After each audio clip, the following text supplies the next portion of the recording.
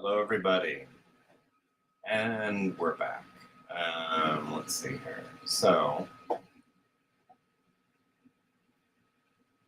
what is this? This is Saturday, July 30th. I limped across the finish line with page 24 last night. It was a slog. It was my Vietnam. But I think it's at least at a place where I can just walk away from it. Like, okay, we'll go with that for now. I'm not ruling out the possibility that I'll circle back once I'm done drawing all my pages and kind of like continue to like massage and screw with it. But I think it's fine. If I had to go with what I have, I could live with it. But it was hard fought. It wasn't that the drawing was difficult. It was, I think I referred to last week, I was trying to decide how something was going to look, trying to kind of find it as I was noodling and screwing around with it, and really having trouble committing to like this is how it'll look. Like I was really being menaced by this idea that there's like an ideal perfect version out there of this thing, and I'm drawing it and hoping like it's like, is this the one? Is this the perfect version? And like, which is ridiculous, I know, and like a nightmare, and you're never gonna find a perfect version. But you keep like you're waiting for some switch to flip in your head. And what ultimately gets you to finally start committing to lines on paper, in my case, is looming deadline. Like knowing like I gotta start a new page Saturday. And like I think it was about Tuesday where I turned a corner where I was like, I have to just start picking a direction with this because I'm gonna run out of time real fast. Like this is not gonna work. So anyway, 24 is done. I think it's at least okay. We're going forwards. Today, page 25. It's a right side page. 3 panels, 3 wide panels.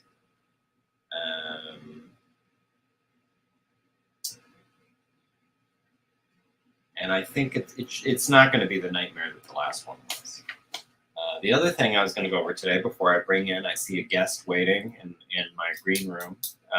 But the other thing I want to talk about, I'll probably have the guest on. Maybe he can help me with some of this. Right here next to me, I have a pile of unread comics that I've bought, that I paid my money for. I went to work, slaved away in the coal mine, got my ducats, turned my ducats into comics, and they're just sitting here clean and crisp and unread. Why? Because I'm always working, Squatch. Because I don't have time. I don't have time to sit and read a fucking comic book. I'm drawing. That's my life. And meanwhile, also, do you see this vacuum cleaner right here? Why is there a vacuum cleaner here? Because I need to vacuum my office. Why hasn't my office been vacuumed? Because I'm always drawing. This is my life now. I go to work, I come home, I go to this work, and I draw, and nothing gets done. And I remember this stage from 97. You start to get to a point, it was like about 75% of the way through 97, maybe 65% of the way through 97. I started fantasizing not about leisurely nights out, not about playing some beloved retro video game all evening, not about going to see a movie. I started fantasizing about cleaning the bathroom and vacuuming and like, just think like, once I'm done with this comic, I'm going to totally reorganize the kitchen cabinets. Like that's how weird it gets when this is when you're on this hamster wheel for like a year drawing a book. And I have a feeling our first guest can relate to that very deeply. But anyway, so ladies and gentlemen, how's it going? Hang on, let me. Hey, how's it going? I'll switch. I was gonna here. Let me see if I can get this set up to where. Let's see here. Can I get My face. Oh my gosh! Look, I'm Look at floating that. everywhere. Look This at is that. like That's special amazing. effects. It's amazing. Okay. Yeah, Gary, I relate to that so much. I have a stack that's just been sitting there. Yes. And yeah. Look at this. Whenever, We're going to go through them. I'm going to show you what I've got to read, but I want to show you the verticality of this. Yep. Like that's, you know, I'm excited. I want to sit and read all of them. I'm very excited. Torture? It's like that's the worst part about making comics is like not being able to read comics. It's just like it's like having this stack of torture just sitting next to you. And after drawing all day at work, drawing or editing videos or whatever I'm doing, like during my day job, and then coming home and drawing all evening, like my eyes are shot. Like just the idea, it's like, well, why don't you read before bed? It's like, because my eyes are fucking shot, man. Like I can barely look at, like I want to look at like the horizon. Like I've been doing this all day. Like I can't do it. So true. So true. But I want to show off some of these. First of all, this is one I just got yesterday when I was picking up a pre-order, which I'm going to save the pre-order for last because that's the most exciting thing. That was not in the pile because it's too big to put in the pile. But future plans, 6-figure crowdfunding, the no bullshit guide to running a life-changing campaign. This is because the plan for next year is kickstarting, among other things, D versus M Part 1. Yes. It would be 1975, 1979, and 1997 all in one book, one trade. Now, I had talked in the past about that being like maybe a plan going into Comic-Con. And I've been looking at the calendar. I am going to Phoenix Fan Fusion next year. I got to pay for my portion of the table that I'm sharing with Keith and Scott, and like, so that's all going to be a go. I'm going to be there. I'm going to be there with all of D versus M and a pulp edition of 79. I was looking at it. I was doing the math. I was figuring out like I need some new signage. I need some merch. I got to get, into Comic-Con mentality, and realized like trying to squeeze in a Kickstarter between finishing 79 and con, it's never going to happen. Like that's going to murder me. So pulp edition for Comic-Con, that for sure. Kickstarter for Part 1 of D versus M in the fall, maybe like fall of next year. That's so like once I get Comic-Con behind me and I'm deep in research and prep for drawing 2001, D versus M 2001, that's when I will figure out my Kickstarter. So they had this in the comic shop, my favorite comic shop locally. I did a quick look to see like, does this person even know what they're talking about? It has really good reviews. Just flipping through it, I saw a lot of good tips where I was like, oh, I wouldn't have ever thought of that. I've never done a crowdfund before, so it's like, all right. So grab that. That's not a comic book, but there. Another one I picked up. This one has been pre-ordered forever. I don't know why it took so long to get it. But Torso by Bendis. Nice. And I don't know how to pronounce this guy's name. Mark and Draco. It's a true crime, basically, graphic novel. My understanding is it's really good reviews, and I've had a few people recommend it to me, saying like it's right up your alley. But Elliot Ness, after his whole Al Capone thing, was drawn into dealing with a serial killer somewhere. This is apparently like a true story that I'm totally unaware of, where this guy was leaving portions of people, torsos, for example, like here and there, and he was trying to like find this guy. Yeah, and Gary needs to read this to make sure he hasn't been found yet. That's right. I want to see. Like he wants to make sure that his tracks are still covered, basically. That's right. And I love. Maybe this is why someone was recommending it to me. That is cool though. Elliot Ness is just like fascinating. Like insanely. Anybody I think from our generation, it's like the Untouchables, like that whole kind of era is just awesome. And it's kind of the stark black white that I'm a big fan of. I love it. So I'm excited for that. That's one. Not read yet. I'm excited. Just on total other end of the spectrum, I've got a zine here from a friend of mine. Nice. A woman. I love it. And let's see here. The first trimester. Memories, Poetry, and Drawings from a Queer Pregnancy by Hannah Walsh, who's like a woman I know. I don't know how she identifies, or I don't know how they identify. We'll just cover all my bases here. But Hannah is great. Also a big supporter of D versus M. That's how I met Hannah, and she, again, apologies if that's not your pronoun of choice, Hannah, recently got pregnant and is writing about it in zines. And I was fascinated. I wanted to read that. So there's awesome. That. We got, some of these were highly recommended and I know very little about. But we got a Dave Baker here. Yes, Dave is, that book you will not regret. I'd put that at the top of your stack. Okay. All right. Dave is one of the nicest, hardest working guys in comics and also one of the most productive. And it's insane. I can't even keep track of his graphic novels. He just made one inspired by, oh my gosh, I'm blanking out on the Phantom. It was like originally a pitch based on the Phantom where he did his pitch, like, because he was trying to get licensing for it. It fell the old through. Serial comic. The old, yeah. So he was talking to King Features. He was about to get licensing, and then they dropped the ball on it. He's like, "Well, I have the script." So he made it into Halloween Boy, and he just launched that at San Diego. Is that what that was based on? I've seen the Halloween Boy stuff. Yeah. Anyhow, so Dave Baker's awesome. Well, this was highly recommended, and I like him. And just like, again, I haven't read, but just flipping through it, just the colors and the page layouts alone, it's like, this looks like a lot of fun. Like, I'm excited to read that. So that's another one. Keith Foster, his latest, what he wrote, Three Protectors, I kickstarted this. It showed up. This is basically like, to me, it's kind of like Mortal Kombat in space. It's like all these different planets. They have their best kung fu fighters, like, gathered together into this weird battle world. And it's all, so it's like, sounds fun, sounds great. Keith, one of the things I really admire about Keith is he's got great single line pitches. Like all his stories, he can have like it's like Lovecraft meets Godzilla.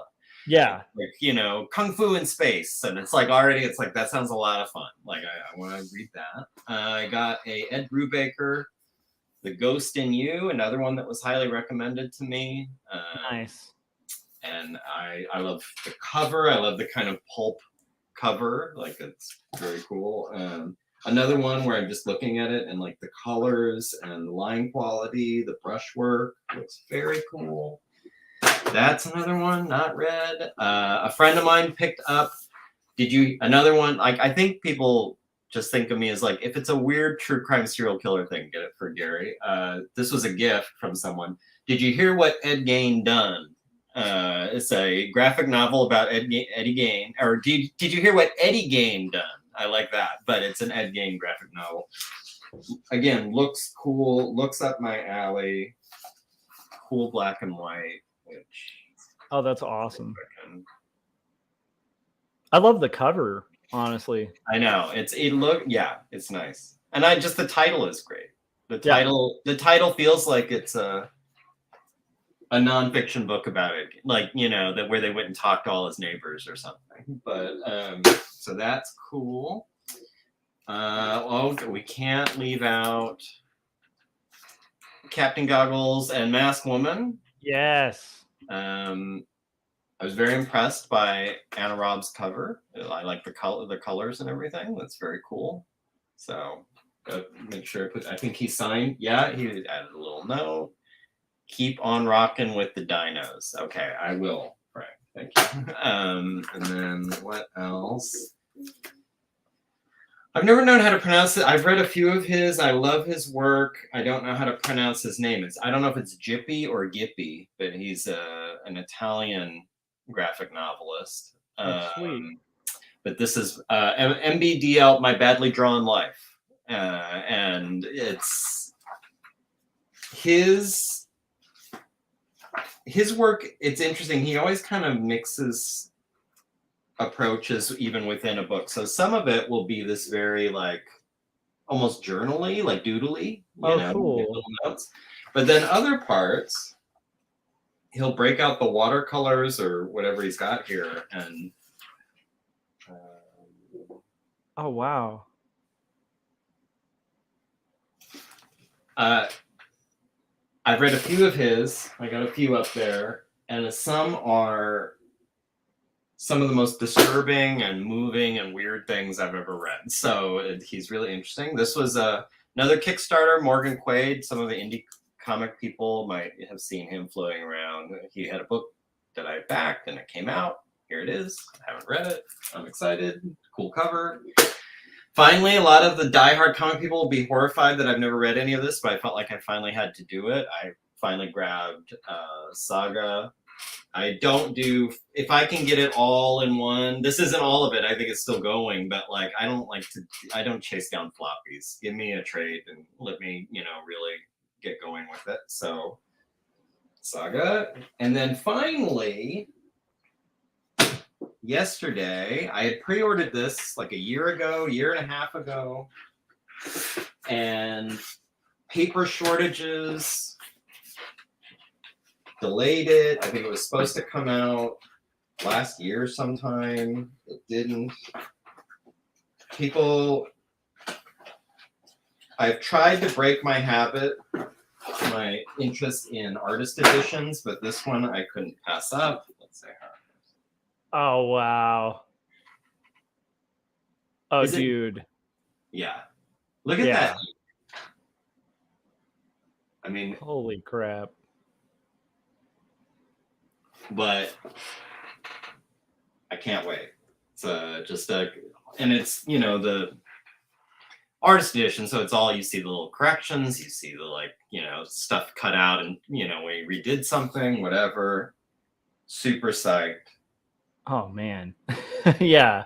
So, those are amazing too for like cartoonists, because like you learn so much from looking at like an original page, or like like even just a scan of an original page, about just the technique and the approach and like where corrections happened. It's like super inspiring, It is.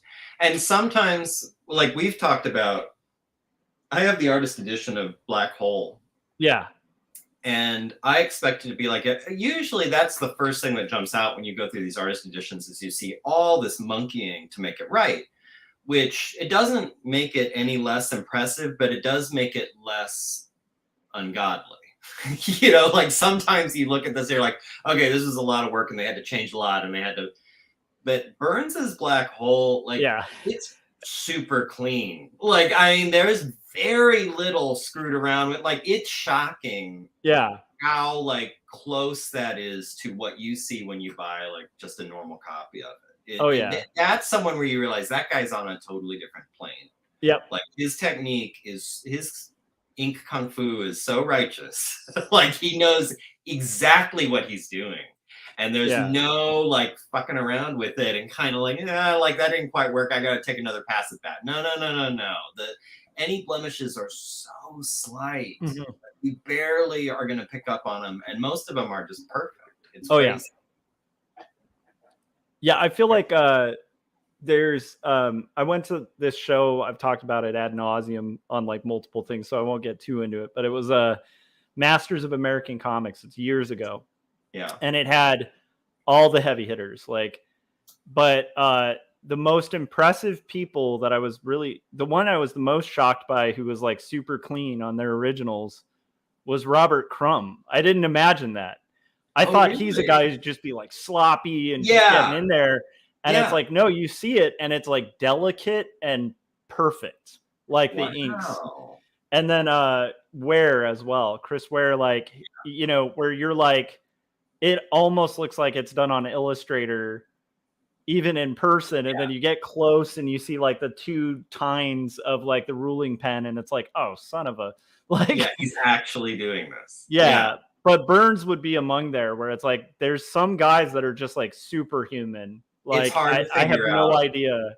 Like, I want to see, I don't know if it exists. I've never looked. I want to see video of him working. Like, I want to actually see like the hands, like, because it's, and there's few artists I really care about that with, you know, because like, and you're probably the same. I'm assuming you're the same way. Like we can draw. We know sort of what it looks like. But when you see something like that kind of work, it's like, I want to see him working. Like, I gotta see this happen. I want to see the direction. Like, there's 3 different directions you can kind of do with feathering. Yeah. And I want to see what his direction is. Like, does he go up? Does he go down? And like, when is he lifting his brush? And because how much is he? There's no one who feathers better than him. Like, it's no. And is he fast? Like, is he looking at that and is he just going like boom, boom, boom? Or is he really deliberating and kind of doing like false? Yeah. Like, I'll do this in life drawing a little bit. I won't be touching the pad, but I'll be kind of like, getting like, it'll be this motion, it'll be this motion. And then you put it down. Is he doing that? Or is he just like laying it down? Like, what is happening? Like, yeah. Oh, his stuff is so good. It kills me. Yeah, I mean, on a technical level alone, he doesn't really have many or any peers. Yeah, that's the thing. There's a couple guys that are just out there that are just, it's almost like fruitless to even feel like you're in competition. Yeah. Like, with some people, it's good to have like a healthy competition and be like, okay, I need to level up here, I need to level up there. Yeah. And then there's some people where if you try to make it a competition, it would be like, who was that swimmer who like won like 1 million medals or whatever and ended up being kind of a douchebag, but still. Oh my gosh.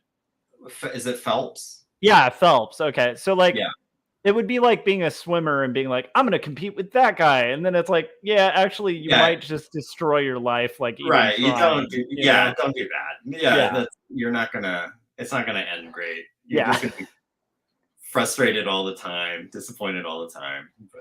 Yeah, there's a couple of those, but yeah, that's funny. That looks beautiful though. Oh my gosh. Like I'm excited. I'm excited for all of these. I can't wait to read all of them. I don't know when that will happen.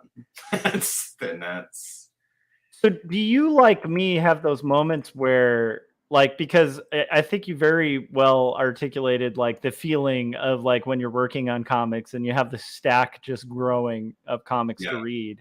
Do you, like me, have these moments? Like, I keep having this moment. My publisher sent me 2 of the books that I really wanted to read that they put out. And I've had like a few moments where I've sat down and been like, I'm going to read this book. And I get about a page in and I'm like, I don't have time to read this book. And like, I've had that happen like maybe like once a week at minimum. Like I just forget that I have a deadline and I'm like, oh, I guess I'll crack this open. And then it's like, no, because now I'm getting sucked into it and I'm going to read the whole thing. And like, I can't do that right now. No. 100%. How do you fight that? How do you fight the urge to read comics when you're making comics? Well, I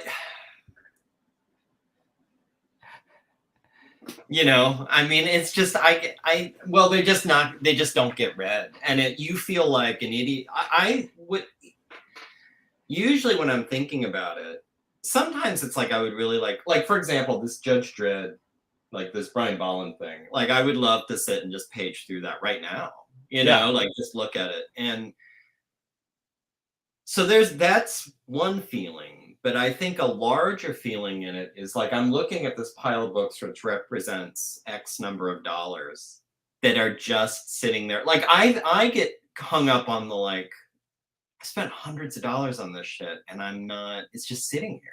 Like, I mean, did I need to buy it? But then if I had passed it up, I would have felt this like gnawing, missing FOMO of like, no, I want to read Saga, So like, no, I want to read all these books. So it's just just a weird dissatisfaction that you carry where it's like, I spent this money on something that's maybe it's kind of wasted money, but at the same time, I had to get these things. Like, there is a non-negotiable, but on the other hand, like, I have no idea when I'll get to it. So it's just weird. It's a weird space to be in. Yeah. And you also don't want to lose touch with the love of the thing you're making. So it's like, I think it is important for us as cartoonists to like not get so out of touch with comics that we like forget why we loved them in the first place. Cause like, you're going to hit that point in DVSM where, it's like the the point of no return point where you're just like, you know, you have those questions where you're like, why am I wasting my life like doing these things? Right. And having that stack of comics during that time is going to be so important, you know, because it's going to get you through those times. But it's like, and also like maybe give you ideas about paneling and like things that can challenge you.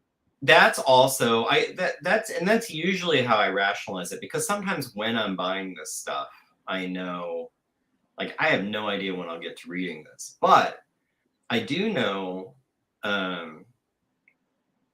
especially when it's like when you're on either end of the spectrum, in my opinion, when you're on either end of the spectrum, when you're looking at either real like grungy indies or like this high end kind of weird Fantagraphic stuff, you know? Yeah. There's almost every time I pick up one of those two categories of books, I see something in there that's like, oh, that's kind of interesting. And it's not necessarily something I'll use, and it's not necessarily something that'll work for D versus M, but sometimes it is, and sometimes it kind of like, I'll use that as a starting point. It's like, but what if I did it kind of like, you know, so you're constantly getting a little bit of a new, not just inspiration, but I think at best it's fertilizing your lawn a little bit, you know, where it's like, oh no, that's an interesting approach. Like, I know for sure, I think I've talked about it, and people will know it when they see it, when they read 79. There was one little element of monsters. Is it Monster or Monsters? The one I reviewed for Indie. I'm looking for it. Oh yeah. Monsters by Barry Windsor. Yeah, Barry Windsor Smith. I think it's Monsters. But anyway, there was one little thing in it where sometimes, to suggest lots of talking, he would have the like dialogue bubble, and rather than sort of margin your dialogue within that kind of neatly, he would have it like, basically, it's not extending past the edges of it, but it would totally fill it. There'd be no like empty space around it. It's almost like you had written a whole paragraph and then done like a layer mask and just spotlit like a part of it to show that there's all this talking, like so much talking happening. And I just really liked that. And I'm going to actually sort of steal that a little bit for one little part of 79, where you get the impression there's a lot of talking happening and I'm not showing all of it.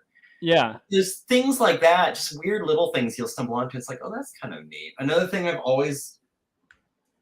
I kind of enjoy when I see in comics, I don't know how I would describe this. You probably know. You probably would be able to describe it better than me. But I like when you see,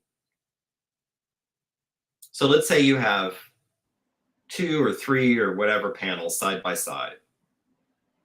The background is like consistent across all of them, not repeated, but like you basically are getting like a widescreen background, but the panels are broken up as you're watching like a character move through this space. Do you know what I mean? Like, yeah, I don't know if that makes sense, but I like that idea of like, let's do a very big picture of the background, but then break up the panels to show like this character moving through it. Yeah. I enjoy that for some reason when I see that in comics. I was like, I want to do that for the first time. Like, I always think of that as like a Frank King thing, because I think that's the first time I ever saw it was in like Gasoline Alley pages, where he would have like a picture of a big tree and in a yard. Yeah. And it's like the kids are playing in this yard, and like the tree is shown in different sections. Right. And you actually see time pass, but all the panels together make one tree. It's amazing. You see you basically have one shot of the tree, but it's carved up into different like time, like whatever's going on. And I don't know. I was like, I want to do that. So there's a couple. Where has done riffs with that too, where the tree will literally like age at like it's, of course, the Chris Ware depressing version of the Frank King, where he'll show like the tree as a sapling grow into this giant tree, and you'll see 100 years go by, like and you have to read the panels backwards. Anyhow, sorry. No. I equally am fascinated by that as a like little, just kind of, I don't know what you would call that, just sort of playful. Yeah. Messing with the the media, like the nature of the media is like, Yeah. it's like, yeah, I would like to do a little bit of that in this one. So there's, I think, 2 instances of that. There's Oh, just, sweet. there's little things where it's like, oh, I want to kind of just, you know, approach this in ways I haven't before. I'm doing my second 2-page spread, where it's just one giant 2-page panel, you know. So that will be fun. That's later in the book. Awesome. And you've finally, like, I mean, you've hit a pretty big hurdle with your latest page where it's like Yeah. you're having to kind of work out a really big challenge, and it looks Yes. like you've come out the other side alive, so that's good. I did come out the other side alive, and I think that particular page was always the one I thought would be the biggest challenge. So, like, even though there's still a lot of difficult and complicated drawing left in the book, nothing like, I feel like that was the one I had the most, not anxiety, but it was the one where I most knew I needed to show up and, you know, really try and like make that right. So it kind of feels like, not really, but it kind of feels like maybe it's all downhill from here. Like maybe, you know, maybe I kind of have like at least summited. I feel like what's left in this is, it's very rocky. It's not like a nice, like, you know, easy walk down, but like, I think like, okay, that's, nothing's going to be as difficult as that page, you know? Yeah. So I can, from here, I can kind of feel like, all right. I'm in the home stretch now, but so we'll see. Do you have, with your current project, is there, I'm not expecting you to spoil, but are there is there a page or pages that you're kind of maybe not dreading, maybe dreading or anxious about, or like, oh boy, I don't even know how I'm going to approach that yet. Like, but you're thinking about it already. You're thinking like, ugh, I'm like, I know that's going to be a thing when I finally get to it. There are so many like that on this project because, like, again, like it's like 2 pages ago there was one that I already tackled and addressed, which was like they arrive at sea to like this giant, like, you know, port scene in Genoa, Italy, in Victorian, like, Italy, and I'm like, great. So I have to do like a whole skyline of Genoa, Italy, and then like 2 pages later, where I'm at now, it's like, oh, and then so then there's a sequence where they're at Casa Gaidi in Italy, and you know, Elizabeth Barrett Browning looks out the window. This is all in the script, and when I'm reading this, I'm just, as a cartoonist, you think, oh crap, because it's like she looks out to see a protest in Italy that inspired the poem of Casa Gaidi Windows, which is like Elizabeth Barrett Browning, like one of her poems that's about a crowd. It's about a giant crowd scene. So I'm like, great, a crowd scene. And right. Then 2 pages later, and I'm sorry to interject, but is super meaningful, you know, like, I mean, that has to be right because it needs to justify the whole inspiration for a work. Yeah, so it can't just be like, crowd. Like, this needs, like, the reader needs, not to put the pressure on, but the reader needs to get, like, I see why this made something pop on in her. Yeah, and it kind of works because, like, the script kind of hedges for that. So it's like there's like a romantic moment that kind of like is taking place at the same time, so you can understand why it was like a moment of inspiration for her, because it's also got like the emotional weight. But it's like, and also just to try to get it historically accurate and make sure that like the signage is correct, and like, and now it's like a market scene with, again, another crowd. So yeah, this whole book is just full of challenges. There's a lot of like seances that I'm really excited about getting into that are coming up, like, because that's a big chunk of the book is going to be like creepy seances and spiritualism and stuff from the Victorian era, which, like, you know, I think, Gary, you and I are wired in a similar way, where like that kind of thing is like, that's the part I'm excited about drawing, is like that would shadows, be really exciting, and creepy seances and like Victorian era, like spiritualists, like, so well, and by the time you get to it, if you're like me, you'll be really excited for like the tonal shift. Yes. You know, because you'll be able to draw, like, that'll be a totally different kind of approach, you know, to the look. That'll be a nice switch after what you've been doing. Yeah. So there's a lot of that throughout, but I can't wait to get to the villains. That's the thing, because this is the first comic I will have done that has like a legitimate villain. And then the funny thing is they're a historical villain.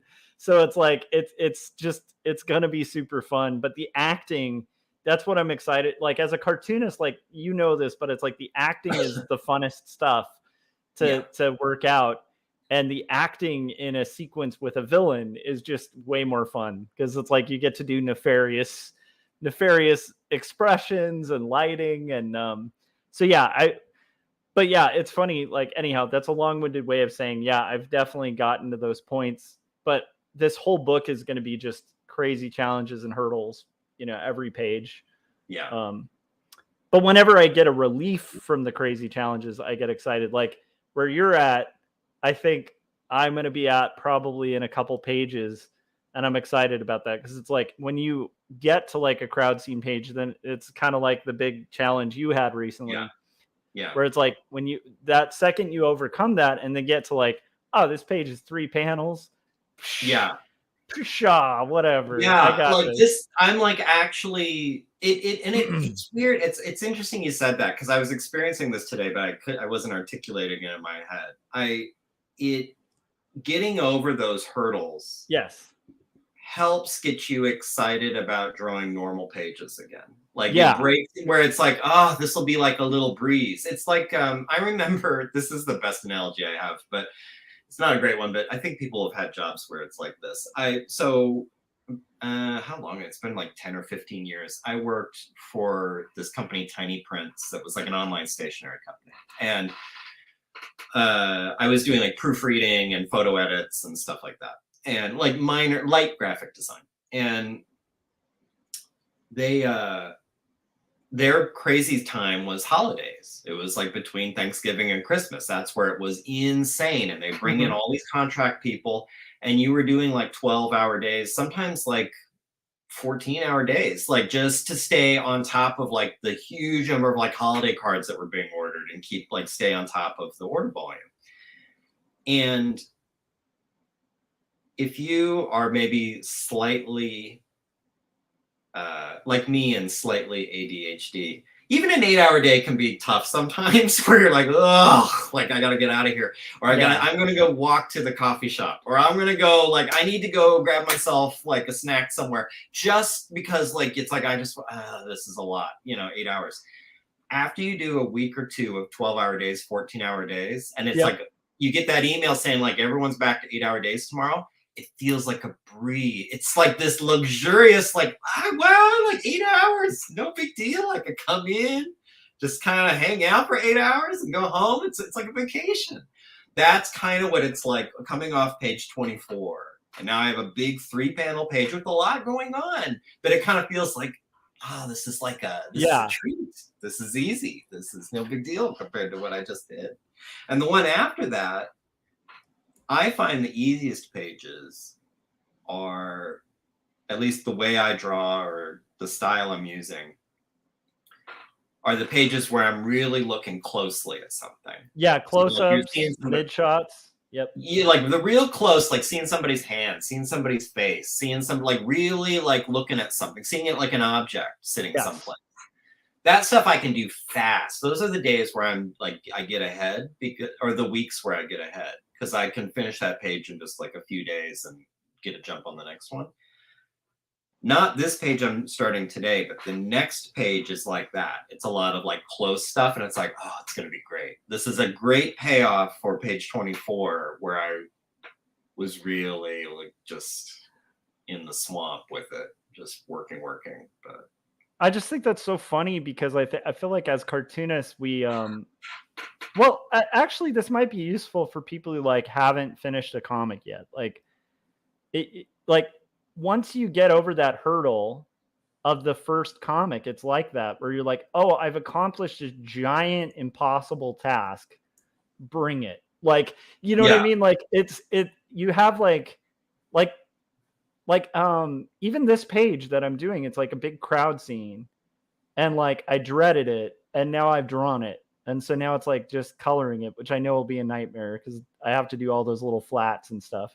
But it's like I'm kind of at that point where it's like I already did a crowd scene, so like whatever, bring it. Like it kind of makes you realize your power as an artist is like when you take on those impossible pages that you don't feel like you can do. I know you and I had a similar thing with backgrounds, like in art too, where it's like, from what I recall, I think we both had a similar thing where it's like that. I really, as an artist, like I like drawing people. I hate drawing backgrounds.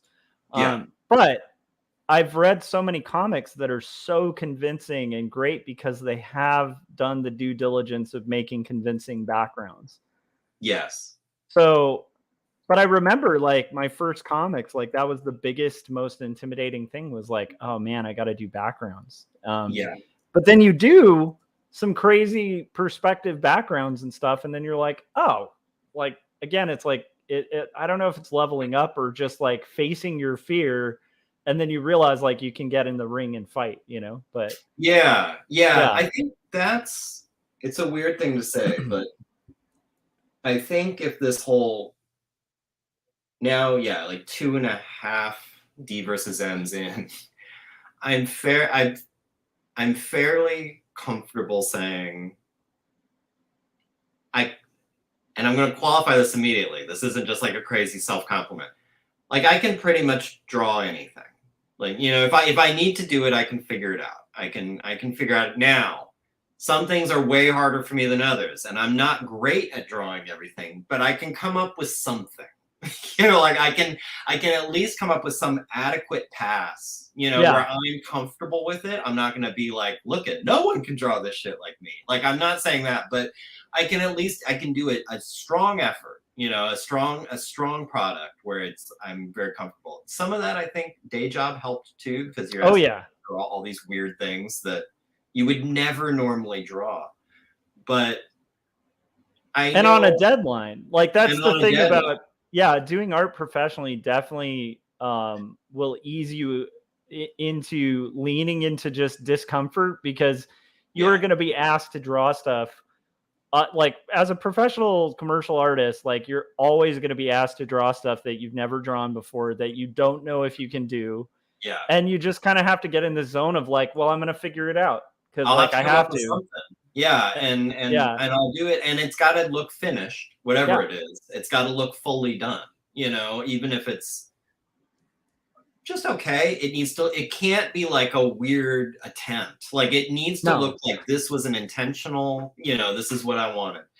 And I think what also teaches you to get used to that, even though it's not the same as drawing, I was a freelance graphic designer and illustrator for a long time. And people will come, like I remember that it's a silly example, but people come to you and it's like, I want the text to look kind of 3D, and it's the kind of stuff that's like I never would normally do and I've never done before. And now I got to figure out, and it's got to look good. And it gets you used to this idea of like not just drawing the stuff you like to draw over and over and over, which I think is what you do as a kid. Like I know at least myself, like I got very good at drawing werewolves and Voltron, because like that's all I drew all the time, or whatever, and or Link from Legend of Zelda. Like I was just drawing that all the time. Mm-hmm. And you get really good at that, and then someone comes along and is like, can you draw me a unicorn? And you're like, I don't know how to draw horses, and like you just don't even, once you're a working artist, you can't just be like, I don't know. Yeah, you can't really tell, like, especially if you're like in-house, like you don't get to just like say like, oh, well, I don't want to do that. So or I'm not very good at it. I've never done that before. Like that's not an answer. That's not a legitimate answer. Or like I'm just not really in the mood for this. Like, when you're on the clock, it's like your mood doesn't matter, Are you sure your mascot shouldn't be Voltron? Like, what have you considered Voltron? Just to be clear, I'm talking about the lion Voltron, not the vehicle one. I mean, look, I'm just saying that I think that you should draw Spawn here. That's all I'm saying. I think that we should draw Spawn preferably in shadow. Yes. I'd like the background to not really be a background, but yeah, I think that's I'd like to really need. hide him in his cape because I'm not comfortable drawing thighs. Yeah. But like, so can we just do like the cape really? Have you seen Snake Eyes? Are you familiar with G.I. Joe? Snake Eyes is very cool. Like, yeah, no, it's, yeah, you can't, if someone comes to you, it's like, I need you a drawing of, and especially at like my day job, it'll be like, we need an illustration of a laundry room.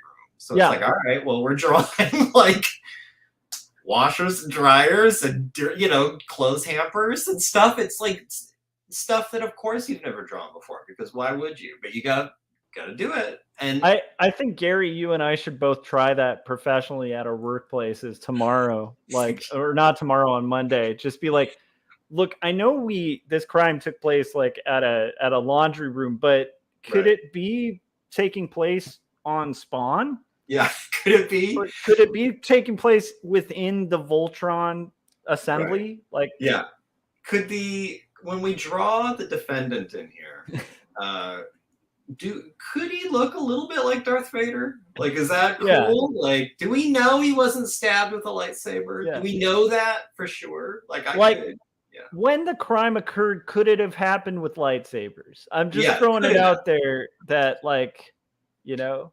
Would anyone object if I just added some of this? I mean, or even can you imagine if I went in and did like screen tone for the shading? Like just weird, like, what is this shit?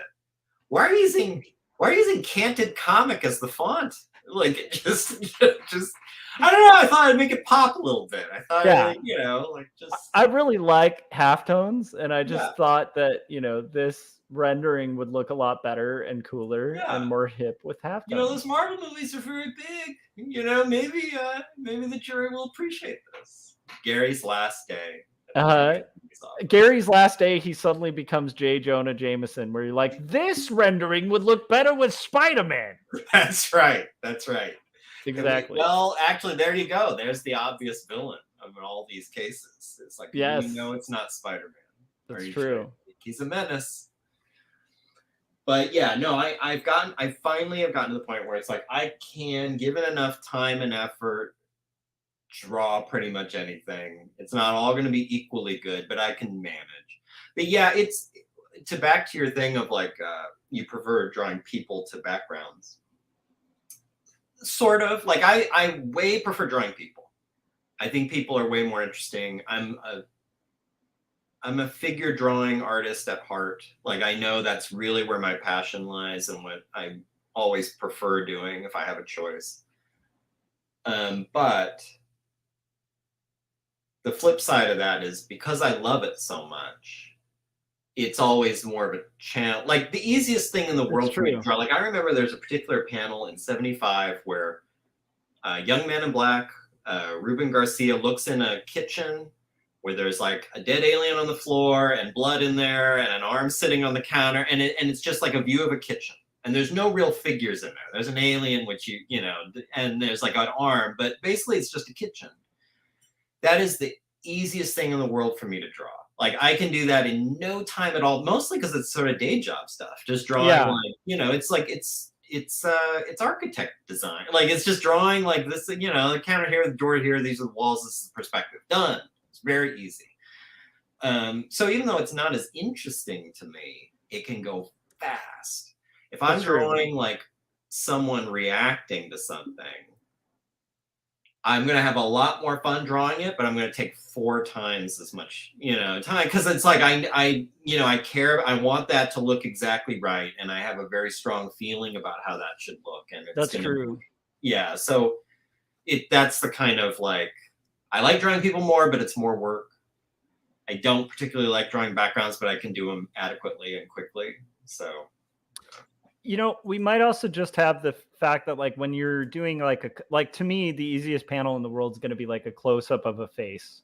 I'm like, because I've drawn, like, faces were always the most interesting thing for me drawing. I think a lot of artists have that too, but it's like, there's also the fact that because I've drawn faces for so long in my life, I know when I'm drawing a face bad.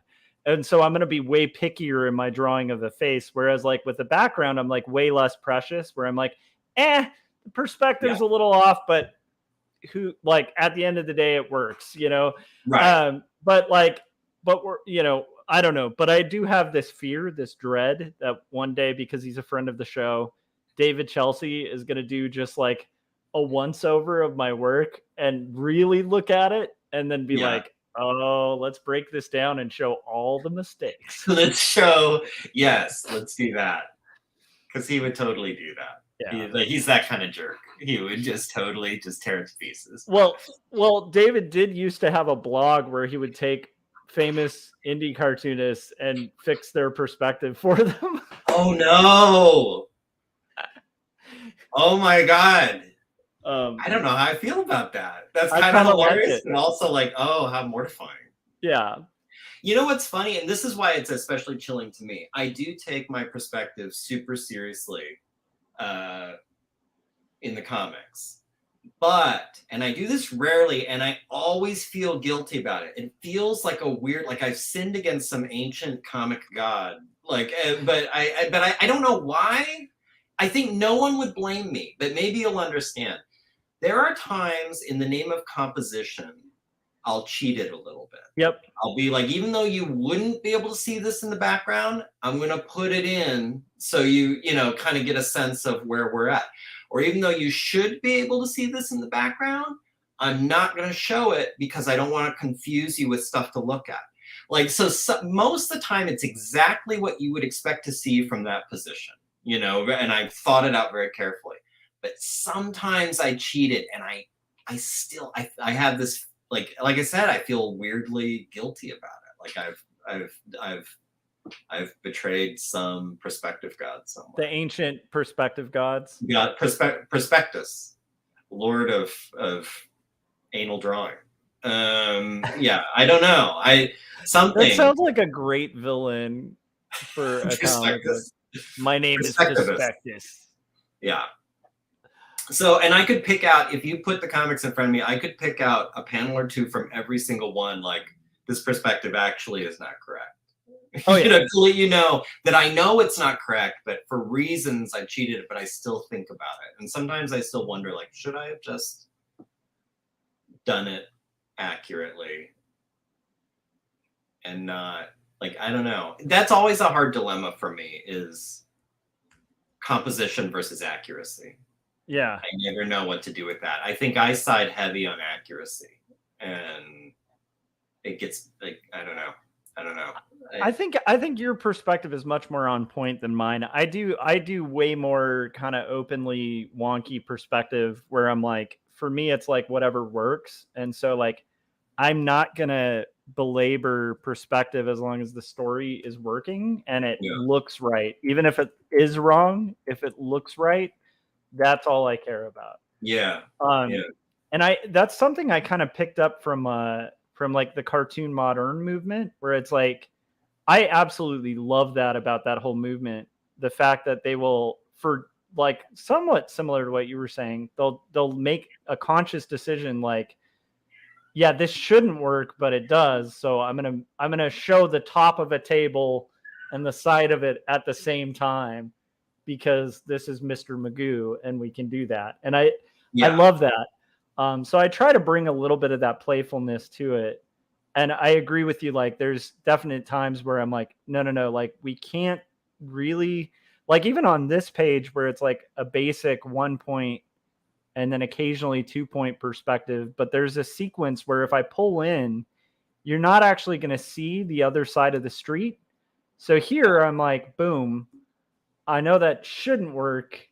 Technically, the buildings are receding into the others on the, you know, the vanishing point, but I don't care because it looks good.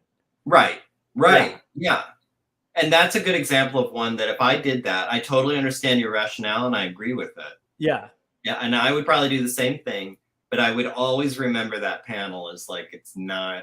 Oh, I will. Yeah. Like, it's going to haunt me. It's going to haunt me forever. Yeah. I hate it.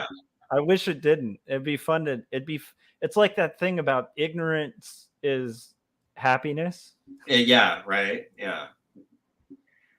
Philip Chandler, I find perspective can never be 100% right because you're on a two-dimensional surface, but if you know how to fake it and make it work, no one cares. Yeah, I think There are lots of examples. This is one of many examples I can think of, at least of my work, where I'm spending a lot of time making sure certain details are correct that it's very likely no one else would care about or notice if they weren't. You know, I know that. And one easy example would be like in 75, I wanted that Dodge Monaco to be exact.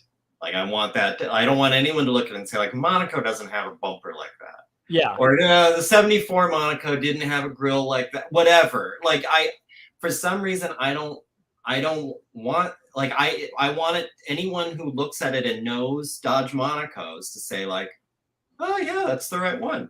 You know, like, and I don't know why that matters to me. And I don't know how many people that could possibly matter to, like, you know, but I am orienting a lot of my thought towards those kinds of details. I understand that though, because like, in my day job, whenever I talk on these streams, and I think whenever Gary talks on his streams, neither of us are being representatives of our company or representing where we work. We're just stating our own opinions. But my point is, we do a lot of stuff for guitar companies, like very, very well-known guitar companies that maybe represent guitars that I actually own, like they're big guitar companies. And with guitars, if you're doing stuff for a company that sells a very iconic guitar, if you get that wrong, even for like a tiny little item, it like a guitarist would look at that and be like, what? Yeah, like exactly.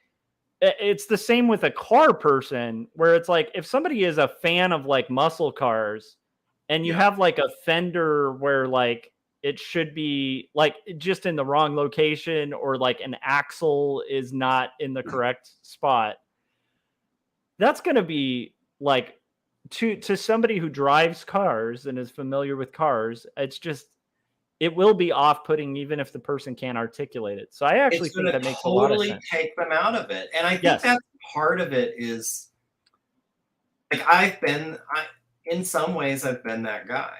Yeah. You know, I get it. Hold on. I'm trying to. So I get what you're saying about cars, because like, yeah, if I read a comic where somebody's drawing a guitar where like the volume knob is for some reason on the top of the guitar or something, it's like, what are you doing? Yes. Like, what is this? Stuff like that. Like, for example, like this doesn't really spoil anything, and it's a good example of what's ultimately sort of an inconsequential detail that I know lots of other artists would cheat or not worry about. And I'm not at all saying they're lesser for doing that. Their concerns are more correctly oriented.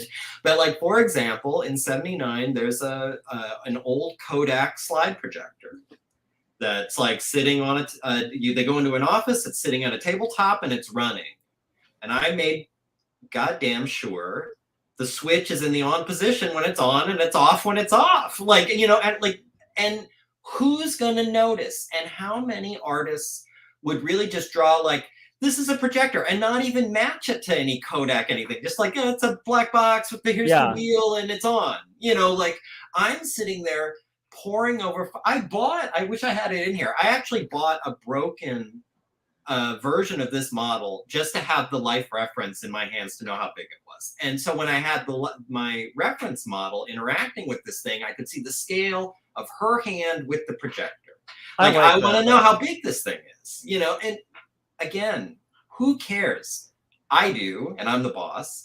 How many other people care? I don't know. Yeah. 1 or 2 people in North America, like hardly anybody. But yes, the boogeyman of somebody looking at it and saying like, what kind of fucked up projector is that? Like, I don't want that. I don't want that. I don't know why that bothers me, but I don't want that. No, I understand that, because like with this book, it's like, I know I'm writing it about the Brownings, and I know that there is a certain select group of people who are English nerds and historians that are going to know about the Brownings. Really know. And so like, I'm not going to be able to get it perfect, but I'm going to do my damn best to try to make it as perfect as I can, because I do want to make something that those people can at least go, well, it's pretty accurate. You know, I don't want to make the mistake that like action movies make, where they're like trying to make a cop movie, and my brother, who was a cop, will not be able to watch those movies because they're just their gun control is so bad in like action movies that he literally can't watch those, or like police procedurals he can't watch because he's just like, it's just not, that's not right, you know. No, it's totally the same with me on both those cases. Like I grew up in a gun family and I know guns and how to shoot, and when I see that stuff, it doesn't matter if you see like amateurs in a movie handling guns, and you expect, you know, okay, it doesn't have to be right. But when you see cops or military people, you know, doing weird things, or like little things where it's like, that's in the lock position, it wouldn't even fire, you know, like just these things you're seeing where it's like, that's not even right. Like I can tell that's fake, I can tell that's rubber. But also I can't watch any of that CSI stuff, none of it. Because it's all just ridiculous, like just crazy. Every part of it is wrong, and I'm sitting there like that's sort of my day job or day job adjacent. And for those of you who aren't familiar with Gary's day job, it really is just like telling the computer enhance. Yeah, it is mostly that. It's taking samples and just dropping them into kind of like Doc Brown in Back to the Future, just pouring garbage into his plutonium reactor. Just like it's just dropping a sample into a thing, and you'll get like a full 3D rendering on your screen with like a DNA identification, and it's amazing. Yeah, everything in forensics is basically like two solutions of different chemicals, and it just all works like a pH test that you do in like, you know, biology in like high school, where you just drop the two and then maybe you mix in but the neat thing is, because of DNA magic and technology, the second you do that, the solution appears on Gary's screen, and he just says computer enhance. It's that easy. That's his day job. Yeah. We live in a miraculous time, everybody. Yeah. Right now, actually, I haven't even been drawing on Photoshop. I've just been like pressing the draw button on Photoshop. Yes. Yeah, that's the big thing. I mean, I'm sure there's lots of people right now saying like, I'm not reading either one of their comics because they're cheating by using digital. Like, because anyone can do that. Anyone can do what you're doing if they just pay the Photoshop subscription fee. It's that easy. It's true. You just tell Photoshop draw, and really we just take forever to do our comics. Like that's just us pretending. Yeah, we're trying to like, look busy, draw it out. Because really, I could just hit a button. It's like, draw me a D versus M, and I could be selling it tomorrow and reaping the longest part. Yeah, the longest part of the process is really creating the DVSM filter, where you just, But the second that's made, that's right. Right. Well, and not to mention all the tracing, tracing that. Like that really speeds things up. 100%. Because when you're working from reference, basically what you're doing is tracing. Yeah, exactly. All the time. We all know that. So it's just a way to speed things up, and I love it. Yeah. So how's it going? Pretty good. I've settled, speaking of reference images, I've settled on some of my references. I think I need to, well, no, I think I can live with that for now. But now I need to pull up my background stuff, like my SketchUp file of the set that I made, to kind of look at that for reference, to kind of figure out where we are in this room and what you would see and all that stuff we were talking about before with perspective, and whether I need to cheat anything. But I do feel like, Gary, you are really like meticulous on your perspective though in Dinosaurs versus Mars Bots, and it's like a noticeable, like just very like accurate, very cool like way that you approach, I think, the perspective on it.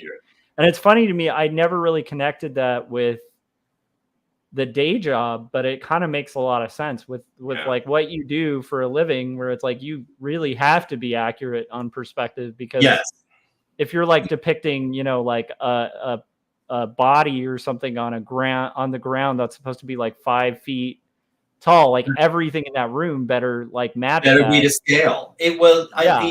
The gold standard, and what I'm always shooting for is, well, and I use a lot of photogrammetry with my day job stuff. So because the gold standard is like, if I show you a photograph of the crime scene and I fade into my drawing, there shouldn't be like a weird shift. But like I should also, like with the 3D stuff, be able to move it around and show you views that you weren't able to see before. But like, for example, for the accuracy question, I do, for anyone who doesn't know, like I do, the short version is visual aids for criminal felony trials. You know, that's the easiest kind of, it's that. And so it's a lot of drawing crime scenes, it's making maps, it's doing anatomical drawings, kind of illustrating injuries and things. Just a little bit of like surveillance video editing and enhancing. I hate that word. That's not really what it is, but like tweaking surveillance video so it's a little bit easier to know where to look, like spotlighting things or whatever. Anyway, if they're going to be using something I made in court, there's a chance that the defense attorneys are going to want to interview you, or maybe even call you on the stand to kind of talk about how you made this and how you're ensuring it's accurate and who the hell are you anyway. And, you know, like that kind of, like they're very, especially if this is going to be a big thing that's really going to help persuade a jury, like they want to know, like, who is this guy? We want to see this guy who made this. And I did a 3D model of an apartment complex where a guy had killed his girlfriend and then set the apartment on fire and left, you know. And so they wanted to show like where he was parked in the parking lot waiting to make sure the place burned down, where the apartment was, where the fire trucks rolled up. They wanted to be able to orient all this on a 3D space. And I, you know, used aerial imagery and crime scene photos and like all this stuff to kind of recreate this part of the apartment complex in SketchUp, with down to the detail of like curbs in the parking lot. And when I was being interviewed, the defense attorneys were asking things like, how high did you decide to make the curbs? Do you know the curbs are that high? How did you decide on that number of inches? Like, this is the kind of, so that kind of creates an attitude of, this shit needs to be accurate. And if it's not accurate, I need a really good answer. You know, yes. Like why, like if you get, and I always object when the defense attorney is like, so you guessed. It's like, no. Guessing is heads or tails. Like I don't guess. I estimate based on my experience. As, you know, like and I know, I consult, like I know, for example, like, did you guess how high the kitchen countertop is? No. I know how high kitchen countertops are. And while I didn't measure that one, I have a very good, like based on you need to be able to justify your decisions. I do carry a lot of that to D versus M. Where it's what? That's not bad though. Even advice for artists where it's like, I think you learn this a lot getting critiqued too, where it's like, you need a justification, not what is it when people get people get defensive when they're critiqued. It's like human nature where we get like fight or flight about stuff.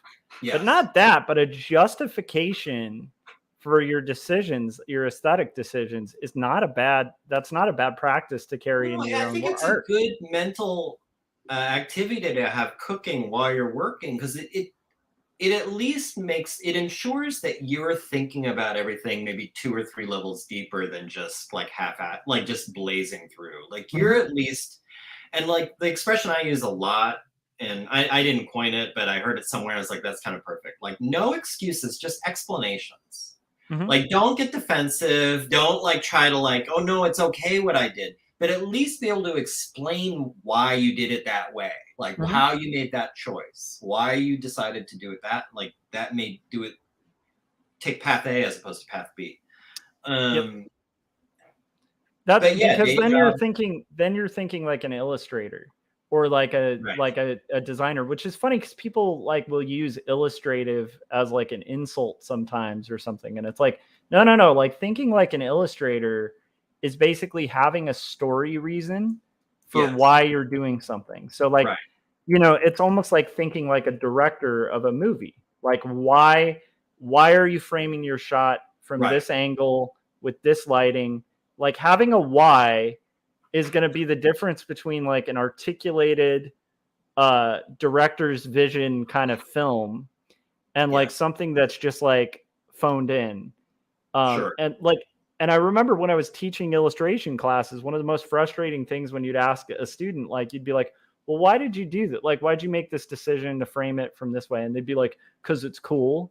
And you'd be like, okay, well, why is that cool to you? Right. And then just collapsing. Like, don't collapse with that. Like if you're an artist out there, like one of the things I love about Gary's work is like when I look at it and go, why did he make that decision? I get an answer visually. I'm like, oh, okay. Like I love that about no, I love it because it's like it requires it sometimes requires and you're rewarded by a second read of your work. And I think that's cool. It's something we do have in common in our work. And in a different kind of medium, but I feel like it's a similar way. Like I think about Jim Lujan too, where you feel like every blade of grass was placed deliberately. Like there's no like filler. You know, I at least with D versus M, even though they're long books, I can tell you exactly why every panel exists. Like what I'm trying to do with that panel and with that page, and like why, like this is why I even bothered to draw this. Because I'm not interested in just drawing and drawing and drawing for like 500 pages of D versus M. Like there's a reason I'm like narrowing down to these are the panels I'm going to show you. If you watch one of Jim's movies, like there's no scene that's just like, well, that was just nonsense just for fun.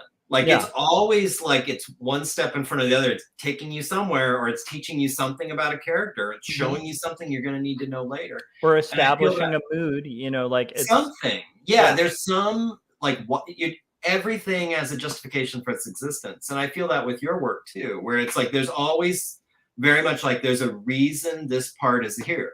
Like and if you take it out, it's not like now.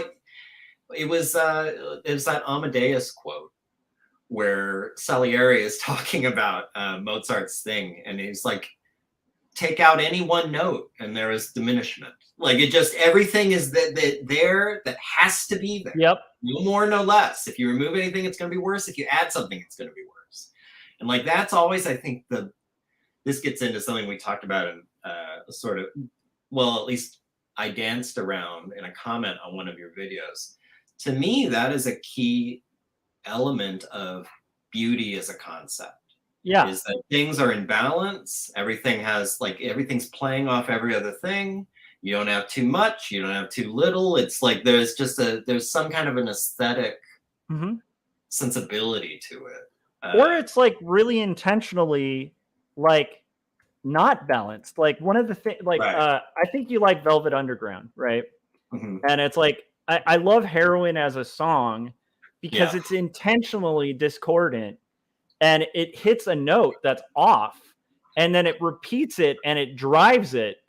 And it's literally to give you the feeling of heroin. Like it's a brilliant song. And yet it's like, it's so intentional in the way that it's simple and it's repetitive.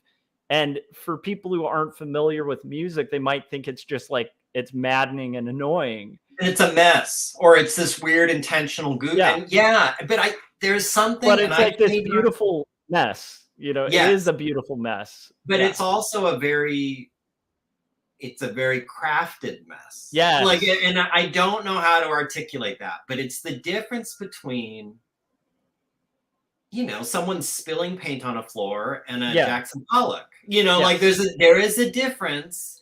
I don't know if I can articulate it, but some of it is that there is a design here.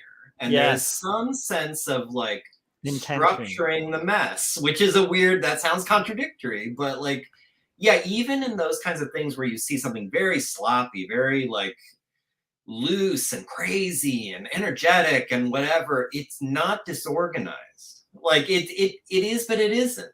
And that's hard to, I think, for especially young artists to get. Like a friend of mine, Laura, says all the time, like, sloppy isn't a style. You know, like being like inexperienced isn't a style. Like, but there can be sloppy looking, grungy looking, like, but where you can tell, like, no, this person knows what they're doing. Yeah. It's very thoughtful, you know? I mean, and I saw a lot of the time, Oh, sorry, a lot of the time it does tie into that answer of being able to answer why. Like, yeah. it's so shocking, like, myself included, how many young artists have no answer to that, where it's like, No. why? And No. again, like, if you can answer those whys, it's going to help you be a better storyteller and writer. Anyhow, Yes. sorry, your friend, you're saying. No, totally. And I think the one like legitimate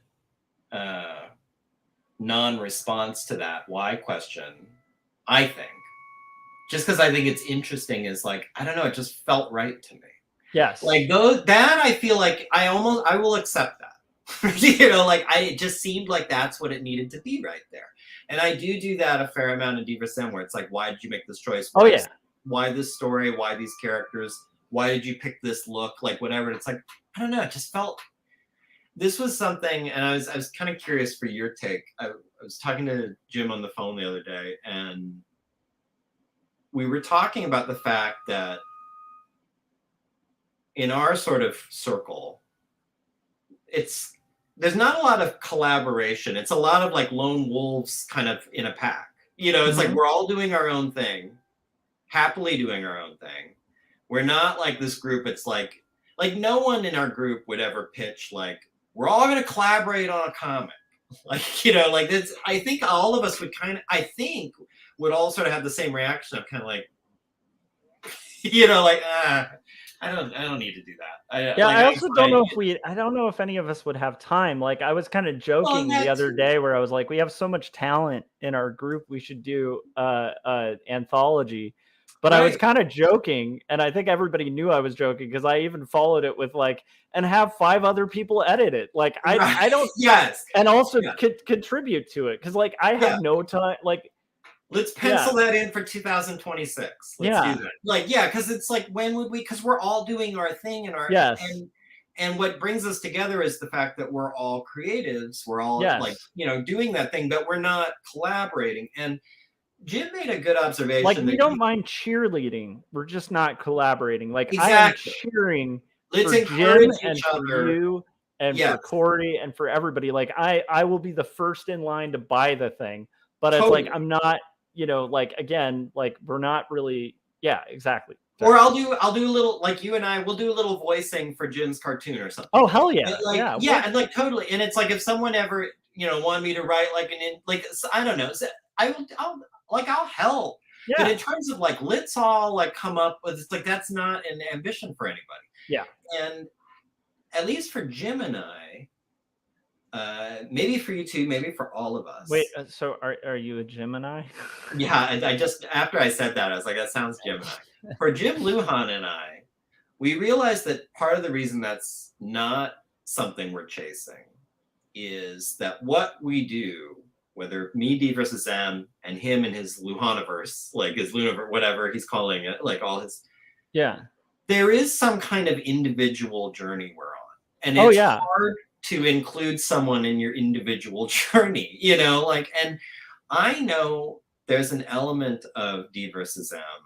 I don't know if I've talked about this before. I know I've thought about it a lot, where there, on some level, I just kind of want to see what I come up with and what comes out. And I can't really articulate it, but it's sort of like, I'm going to come up with a story. I'm going to write it. I'm going to draw it. I'm going to do it all myself and do it. I just want to see what that is. Like, I want to see what the thing is that I make, because, and this might be shocking for a non-creative, you might have an idea in your head, but what comes out is different. And you might have an idea what it's about, but what it's actually about is different. And I'm kind of curious to see what that is. I'm curious to see what I generate.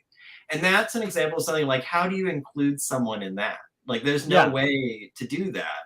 That's why it's always been like, no, I'm fine in my lane. Like, yeah, I mean, until we do the big reveal that like the Luhan verse and like Corey's comics and Young and the Dead, all of this like is actually connected. You know, we have a big reveal. Yeah. Where, you know, we're basically going to do like a Marvel type thing where there's like a multiverse and all our characters exist in that. But until I hope then, with your comic, the one you're working on right now, after the end and the thank you page, there's like an after credit scene, just like Marvel, where Scott's kids, you know, like the zombie hunters, all like step in and be like, you need to hop in the time machine. We're going to fight zombies in the 80s or something. And then like, it's going to flash forward and have a few of your men in black who like come across a relic of like Elizabeth Barrett Browning's. And they're like, wait a minute, how is this connected? Right. Like, yes, we're going to tie it all. Somehow this is essential to this. And it's like showing the death ray from like the first issue. Right. And it's like, there's some connection there. I would like to try and tie in. Oh my God, why am I blanking on the name of it right now? Jim's animated movie. It's is it Infinity Pool? Infinity. Yeah. I feel like that's a natural tie-in to D versus M. Like the lizards. Yeah. With the like the weird, all that, or even Lars Lazarus. I think is an easy crossover in the main. I actually think there could be some overlap with the Luhan verse for sure. Yeah. Absolutely. And then Two Stories, of course, is not like actually an autobio. It's just, it is an episode of, it is a Dinosaurs versus Marsbots. It's just really prolonged, but it's a slow reveal. Yeah. You just have to wait for the alien reveal at the end. That's right. So I like the Luhan verse crossover. I think, especially the kind of radio show guys, like the kind of more conspiratorial Jim Luhan stuff. I should try to work something because I know there's going to be a scene in 2001 where some people are driving. Maybe they have the radio on. Maybe I can throw in a cameo somewhere in there. Like that would be incredible. Yeah, you should. Yeah, because like they could be listening to, you know, like the radio show that's in. Yeah, absolutely. Why not? I like that. Maybe there's just like a person of the unicornian religion. That's right. You know what? he shared that video with me again. He's like, did you not watch this movie? And because I had totally forgotten the unicornarian thing. Totally forgot. Somehow I remembered every character. I remembered that, but somehow I forgot the unicorn thing was It's not that far-fetched that would happen. It's like, Jim, your cartoons are hard to keep track of. You keep making too many. He's got like 500. Productive. Yeah, that's the problem. You literally are too productive, and there's too much brilliant stuff, so it's easy to forget one. Yeah. Well, 100%. So like we had been talking about the unicorn thing somewhere in one of the chats or something. And it had totally gone right by me. And he shared the video. He's like, did you watch this one? And as soon as I hit play, I was like, yeah, I've seen that. I don't know how I forgot, but I totally have seen this. I remember this, but I have blanked out on many of Jim's things because, again, like there's just too much good stuff. There's a lot. Like, I actually feel like I want to revisit because I think what I did was. Ooh, I like that idea. Like we could have a Jim Luhan playlist or something tonight. Absolutely. Well, he sent me, it was early on, we did like a work exchange where I sent him 2D versus M's and he sent me like a bunch of his movies on DVDs. And I think it was over like the course of 3 days, I watched all of them. I just totally like blasted through all the Luhaniverse or Luniverse and loved them. And then since then, every time a new thing has come out, I've sat and watched it. But I think because that was now probably a year ago, maybe I don't even know how long ago, and like it was early on, and I watched them all in like a crazy marathon. Some of them kind of blend together in my memory, so like I probably should revisit and watch a few. But you could also just have one of the characters just listening to like Brevian rap, you know. There we go. And you know what? I still, now that I think of it, I hope this isn't bad. I still haven't watched the one he did with Plimpton. Oh, Revenge. I don't think I've seen that. It's pretty stunning. Yeah, I've watched like the trailers and stuff because I don't think that was in the stuff that he sent me. So That's I gotta awesome. I gotta track that down. All right, Jim, you got to help him track down Revengeance. Yeah, I'll pony up. I'll go buy it from Plimpton's website or whatever. But yeah, add it to the stack. The stack, exactly. Yeah. The one nice thing about like video is it is something you can listen to. Although with an animation, you'd want to actually watch that, so that's a rough one. Yeah. It's like, yeah, it's funny. I wonder how many creatives out there in our circle have that same struggle of like keeping track of visual creative stuff because we're visually occupied making visual stuff. Right. I'm going to say visual just one more time, just so it's in force. Maybe throw it in just in case. I think look, I mean, everything goes behind. I just pointed out the books, but I have video games I've not even booted up, like just because. And it was bad when I was starting D versus M79. I was lost in Elden Ring, the big game thing from a few months ago. I keep hearing great things about it. It's so good. Like I still will.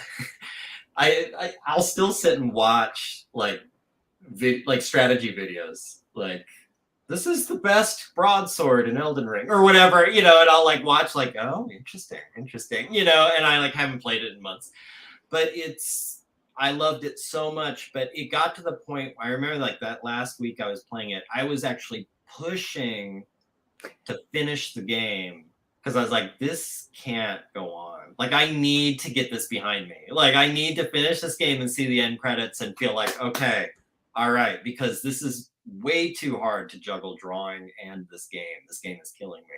So now I pretty much limit when I'm in drawing mode, I limit myself to retro games, like old arcade games, old Nintendo games, because those are games you can play like 15 minutes and you're satisfied.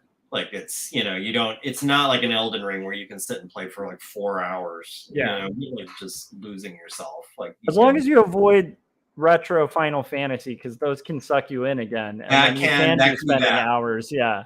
Retro Dragon Quest, Retro Phantasy Star, which was my go-to as a kid. I loved the Phantasy Star series, like all that stuff. Yeah, those you can't screw around with. But you can play a little bit of Zelda. You can play a little Bionic Commando or Metroid or Castlevania and get your fix. Like in a half hour, walk away. You're good. You're fine. Yep. Back to work. I like it. I like that strategy. I just personally can't play video games very often. Like I have too addictive of a personality, which helps me a lot with comics. Yeah. But it's like I have to be so careful with video games and video game systems. Scott Lost is the same way. Like he brings up often the way he talks about it. It's like he lost a year of his life, like it was a bender, to Grand Theft Auto 3. Like that was just, it just took over his life. Like that's all he wanted. And like, and it was kind of like, that's it. I've hit rock bottom. No more. And like now he talks about it like some like people in recovery talk about heroin, where it's like, yeah, no, I don't screw around with that anymore. But can't open that can of worms. No, I've been able to successfully navigate it so far, but it's tough. It ends up like the comic thing where I'll buy a game that I have to have and it'll just sit there because I don't have time.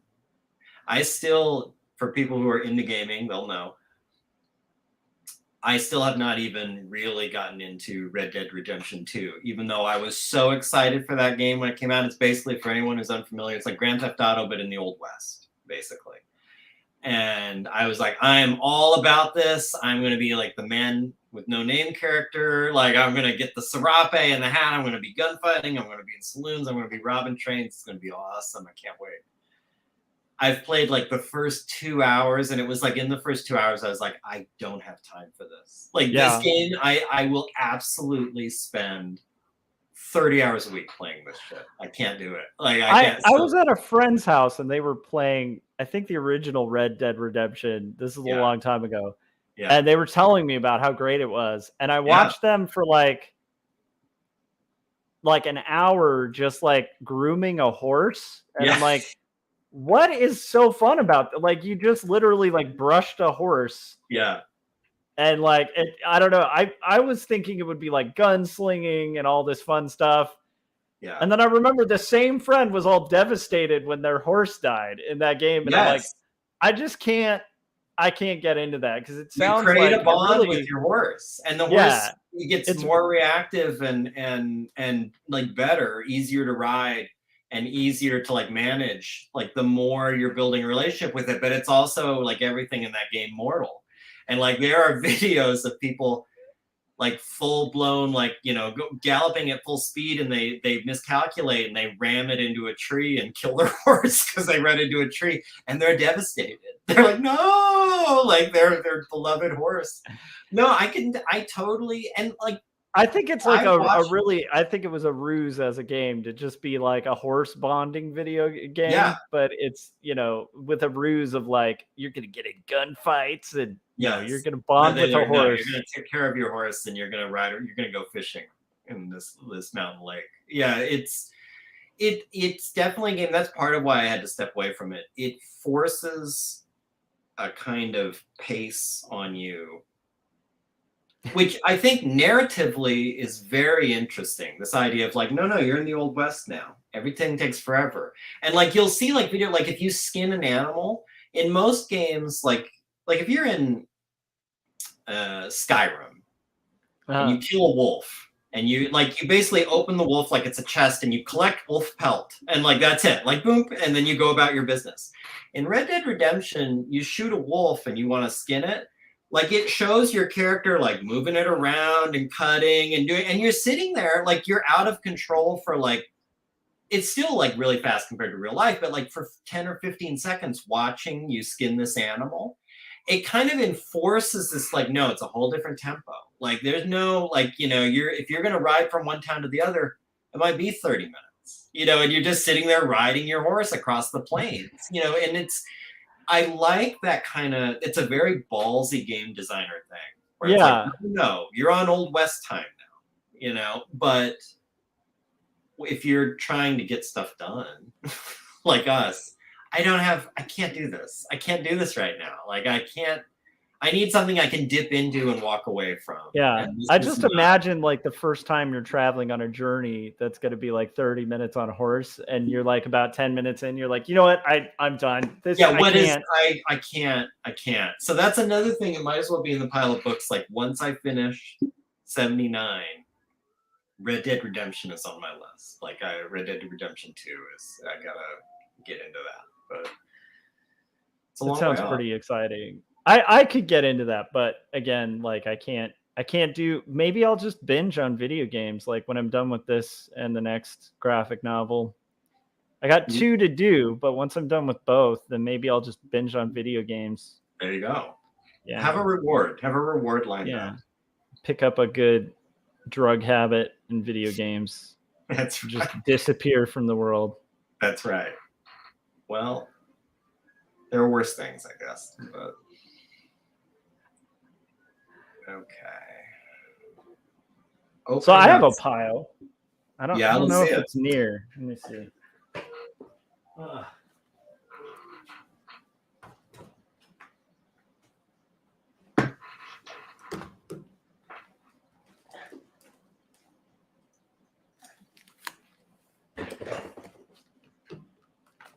Oh, I don't know if you were about to wrap, but I can show at least. No. This is not the full pile, but it's the pile closest to me. So I have COVID Chronicles, edited by my editor Kendra. Okay. This is a good book. It's a collection of different people's stories of COVID, like that came out like right after the shutdowns. That's something I think I would enjoy, like writing, contributing to something like that. That sounds fun. Yeah, and it's insane. It's like it varies from like really lighthearted, goofy stories to like heavy stories. Hakim's Odyssey, another one by my publisher. Okay. This is Fabian Tolme, and it's so cool. It like kind of reminds me of like Kevin Huizenga's work, but it's about a refugee traveling from Syria to Turkey. Oh wow, that would be really neat. That would be interesting. I've got Ransom Notes, which I need to finish reading. It's great. It's a lot of fun. I mean, fun is a weird word for that, but yeah, you know what I mean. Some crossover here. Goggles, yeah. This is a novel that my sister wrote that I need to read. October French and the Tour of the Broken Hearts. That's a fun cover. And then I'm still midway through the Detective Perez books. Oh my gosh, I still have that. Yeah, where is... I'm about that far into the first one, so I've got that sitting here too. That should have been in my pile. Yeah. It's sitting right here somewhere. But yeah, I got it. So that's the ones on my nearest pile, and there's piles of other ones, but still, it's like these are the ones that have been haunting me recently. Yeah. It's and movies. I'm a huge movie hound. I have piles of movies that I want to watch. Some I want to revisit, and some I'm like a real. This is maybe I'll probably do a whole video on this at some point when I'm desperate for content.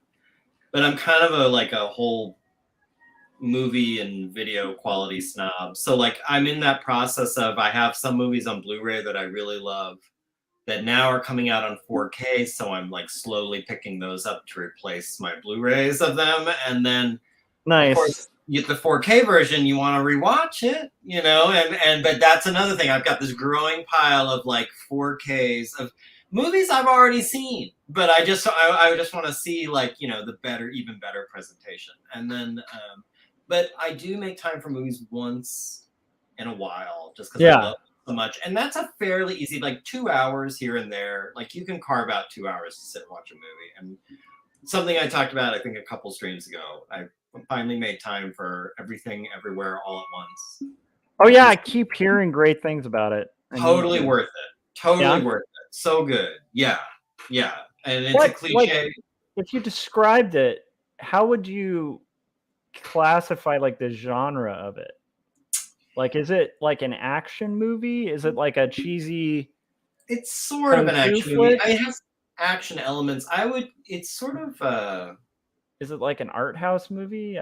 I'm confused by it. I mean, it's kind of all things. Like there's romantic elements, there's really personal kind of family drama elements, there's sci-fi, there is a little bit of action. It's really remarkable. Like the hype is real. Like it's not quite like any movie I've ever seen. Nice. And I think what I'm most impressed with, there's a lot of things about it that I find impressive, but the thing that I think is most impressive is how well it marries all these totally disparate genres where you wouldn't think this stuff would work together. That it would be very hard to go kind of slapstick broad comedy hard right into sentimental, like kind of deep, hard left into existential angst, hard right into weird sci-fi nonsense. Like, I mean, and that they're doing this and keeping you in it and not totally throwing you where you're like, what is going on with this movie? Like that you're actually in it. And there's stuff I could, once you see it, we should talk about it because there's examples that are popping to mind where it's like, where like I'm tearing up at the sentimentality of these totally absurd scenarios. Like that they can pull that off where you're looking at something that was played for a laugh before and now you're in it and getting weepy is insane to me. Like this is master level stuff they're doing in this movie. It's crazy. I'm very, very impressed. And it's a cliche now. Everyone's been saying it, but it's true. It's the best multiverse topic movie I've ever seen. Like, and which is kind of annoying when like the MCU is doing so much of that. And even the DC movies are kind of playing with this multiverse thing. They're going to go farther down that path. Like the fact that this movie, this weird, random, that like what feels like an indie movie, is doing it in a more engaging, more fun, more thoughtful way. Like you could do a lot of blogging about that. That's awesome. It's weird, but totally worth it. Recommend it to anybody. it is. It deserves to get all the awards if that matters. It's really good. Nice. I'm seeing if, let's see. Okay. All right, I'm opening up. Oh, brother. My phone number. I'm opening up SketchUp and it's doing the periodic table. Yeah, the periodic table. It's no, it's doing the like verify. You know, you actually have a license, which is like, why do you make me do this? License verification. We texted the phone a number, and now do the like. We sent you a click on the thing. Log in, like blah blah blah. Okay, now step up and do 5 spins, and like it gets insane. Like the verification thing, I understand it's securing, you know, in an era where you need things to be pretty secure because there's a bunch of nefarious actors out there. Absolutely. Still, it's just gotten to a point. Annoying. Yeah, it's annoying, and it's gotten to a point where like I don't know half my passwords. You know, like if I've got logged out of something, which just happens all the time, they log you out. It's like, hey, you know, re-enter your password. Sorry, man, we're doing reset password because I don't have any idea. Like with all your unique requirements, like make sure there's a special character and one uppercase letter, and I can't. I don't know. I don't know. Whatever I did that day just to let me in, I typed something. Yep. I don't remember what it is.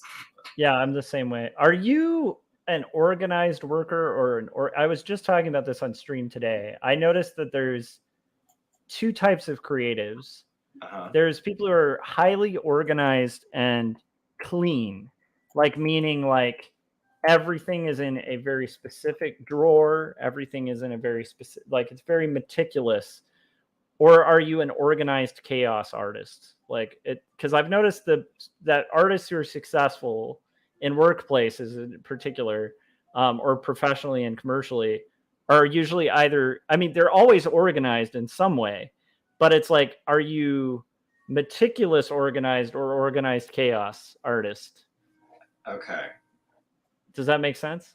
I think it does make sense, but it would help me to have maybe an example of organized chaos. Okay, so an example would be like, actually, I think this will translate to your physical workspace too, but generally it like is reflected in your digital workspace. So digital workspace would be like, when I open my programs, everything is in its neat little area. It's all preset, preloaded, and saved. When I open your workspace, it's like you have like your stuff kind of chaotically organized, but it's in spaces you know. No, it's, well, I mean, it's very individual, but no, it's pretty organized. I think in those areas I'm organized. Oh, okay. Like I have, like in terms of like my desktop, like where like my workspace in Illustrator or Photoshop or everything, where I have my little windows and where I have it has to be always the same every time. Got it. But is it like the same every time in a way that like another artist would open it and be like, yep, I know where everything is? Or is it like arranged in a way where another artist would be like, what the hell's wrong with you, man? Well, I see. So in my opinion, I think, I don't see, that's interesting. I would have to get other artists' takes, and I would want to hear your take. My gut reaction is that every artist would be in that category. Like everyone has their own system. Yeah. And it makes sense to them, but anybody else would be like, I don't know.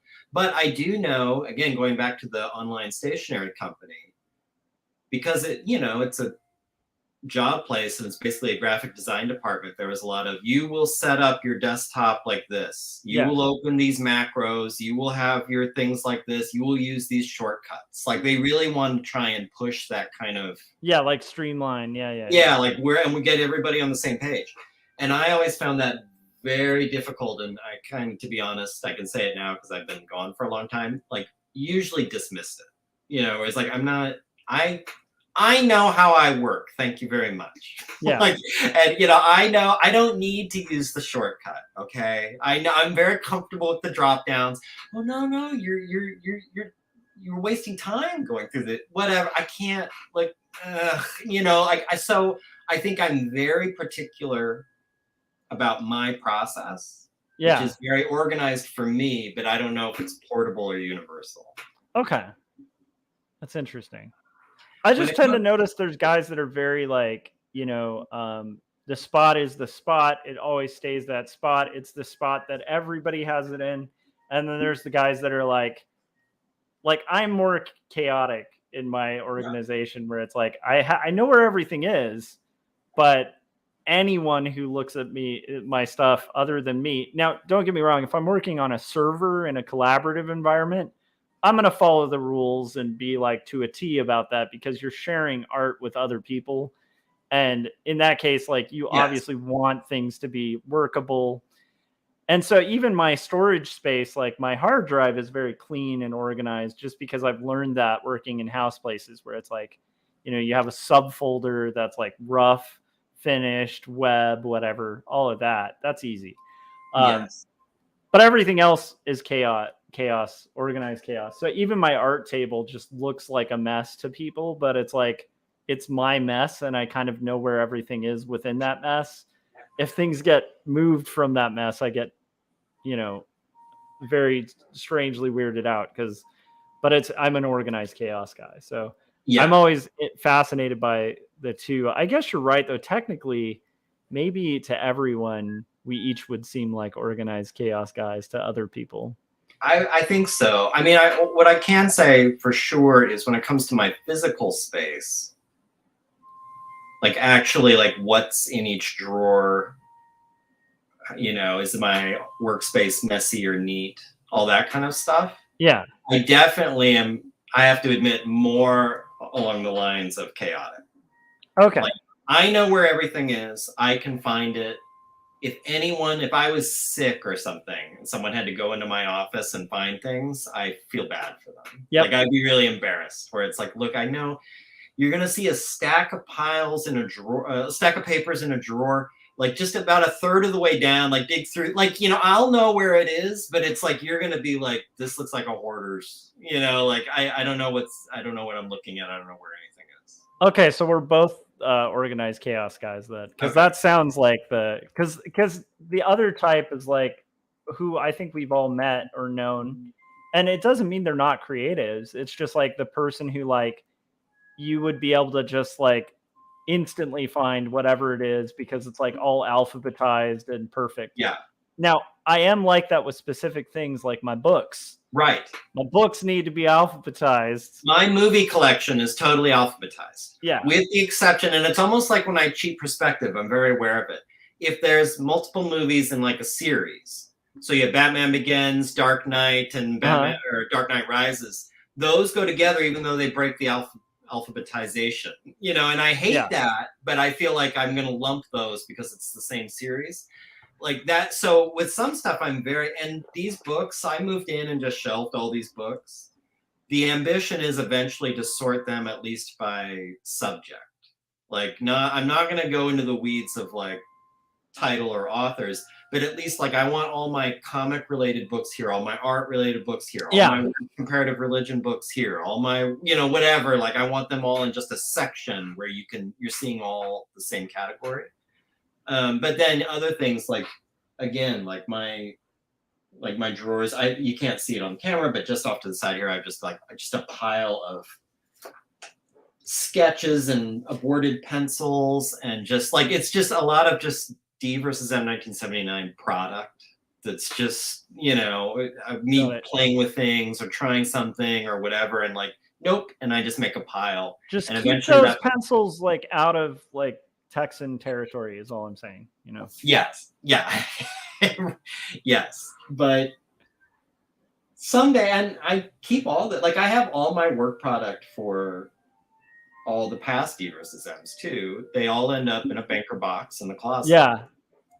With this weird idea that maybe someday I'll need this or want this. You know, like maybe someday I'll like for example, for the part 1 trade, maybe I'll raid these boxes and look for like first sketch of the Men in Black or first concept sketch of Mars Bot or something, you know, where I can like throw in stuff in the back.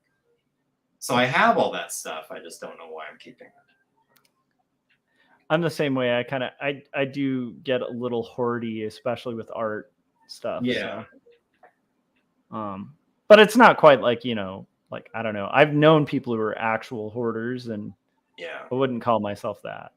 I don't keep every sketch I've ever made. Like, I'm very easy throwing stuff out when it comes to that. But almost any finished piece, I find it very hard to, like, I feel like I should just keep it, you know? So Yeah. I wasn't always that way. I think I was way more, I don't know what the word would be, but I had a different attitude, I think, when I was a teenager and even my 20s, where it was like, it's about making the thing. I'm not going to get attached to the thing. So I would sit and draw something and draw it and be happy with it, keep it for a few days, and then trash it, throw it out. You know, like, so, and now I would never, like, that's weird to me, where it's like, ugh, I would like to see some of that stuff, you know, that I had done. I would like to go back and revisit some of those drawings, but yeah, I like the idea of revisiting older drawings, but I also have them all stored somewhere in the garage. I have no idea where. So I just, at some point, one of these days, need to dig through that stuff, because I think that would be funny. I know Gaz did like a stream where he was going through old art, and it was hilarious and awesome. And I was like, that's a great idea. Well, and I think Scott did one where he took old characters he had designed when he was a kid. Yes. And he drew them today, like his take on it today. And I loved that idea. And that's another thing, like, if I wasn't drawing a comic,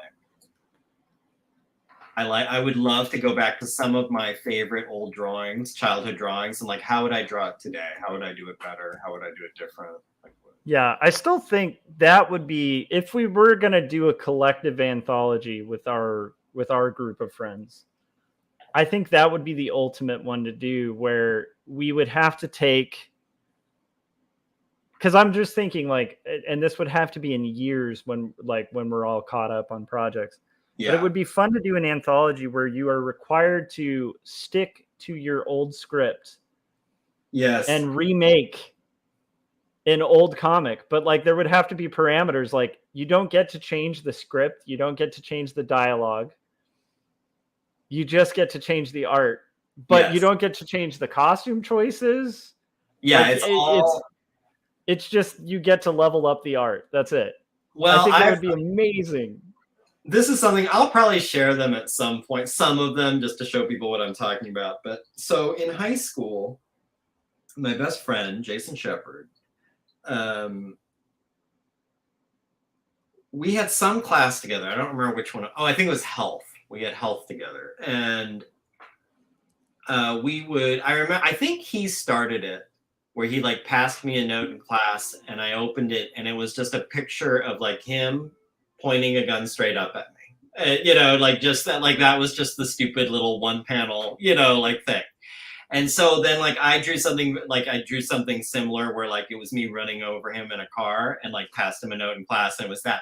And over the course of months, it evolved into these multi-page, like, you know, like, where we were both characters in this weird Gary Jason comic universe, like these adversaries, where like we would have these whole stories about, you know, they were these little basically indie comics, and we would work in our friends, and they would get excited about it too. Anytime there was a new one, they would want to come and read it, because you'd see like we'd have like our friends somewhere in it. They'd be characters in the background, or like, nice. So it's like Spy versus Spy, but with you guys as characters. It was very much like that. That's so hilarious. And they just kept getting more and more ambitious.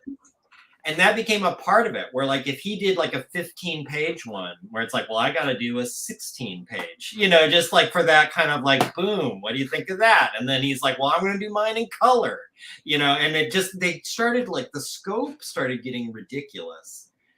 And finally, like, I think I tapped out, where I was like, I had written a script for one.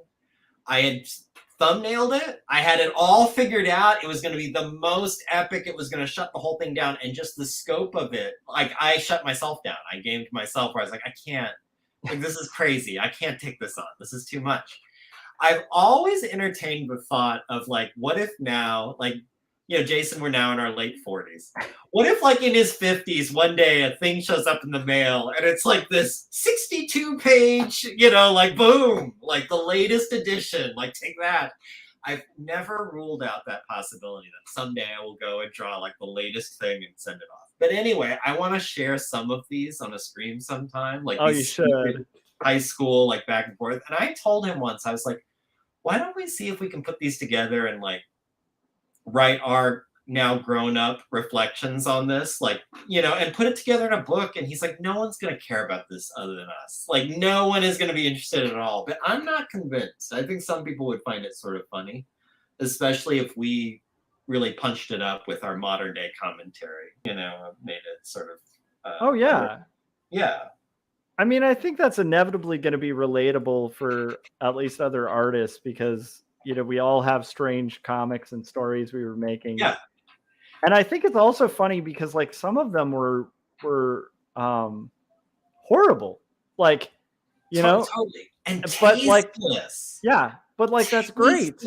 Like power comic, you know, like power comics. And like, because some of mine were just like, I'm both of ours. We wrote like trashy, very un-PC shitty stuff in some of these books because we were teenage boys, like trying to one-up each other, you know? And like, I think I had a subplot in one where like, I used this weird sci-fi mad scientist machine to turn him into a pile of slime that I kept in a jar. And I put it on my nightstand and had sex with his girlfriend with him on the nightstand. Like, this was like a plot in one of the scripts. And it's like, now today I think back, it's like, that's horrible. Like, like, what was I doing? Bad little boys. Naughty little boys. Like, that's outrageous, you know? But there is a part of me that's like, wouldn't it be great to do Star Wars special edition of one of these and just redraw one of them, like very, very nicely, like legit with good paneling. Good that's why I really do think that would be an amazing, like, just in general, like anthology where you get artists, but you have that parameter where like even the example you just made, you literally have to just recreate that exact story. This is the script. But just with your skills now, you know? I just think it would be great. Yeah. It's like written by, you know, 12 or 15-year-old, whatever, you know, like I think that would be amazing. Yeah. Musings of insane 15-year-olds. Yeah. Oh I think he was a huge he still is a huge Arizona Cardinals fan.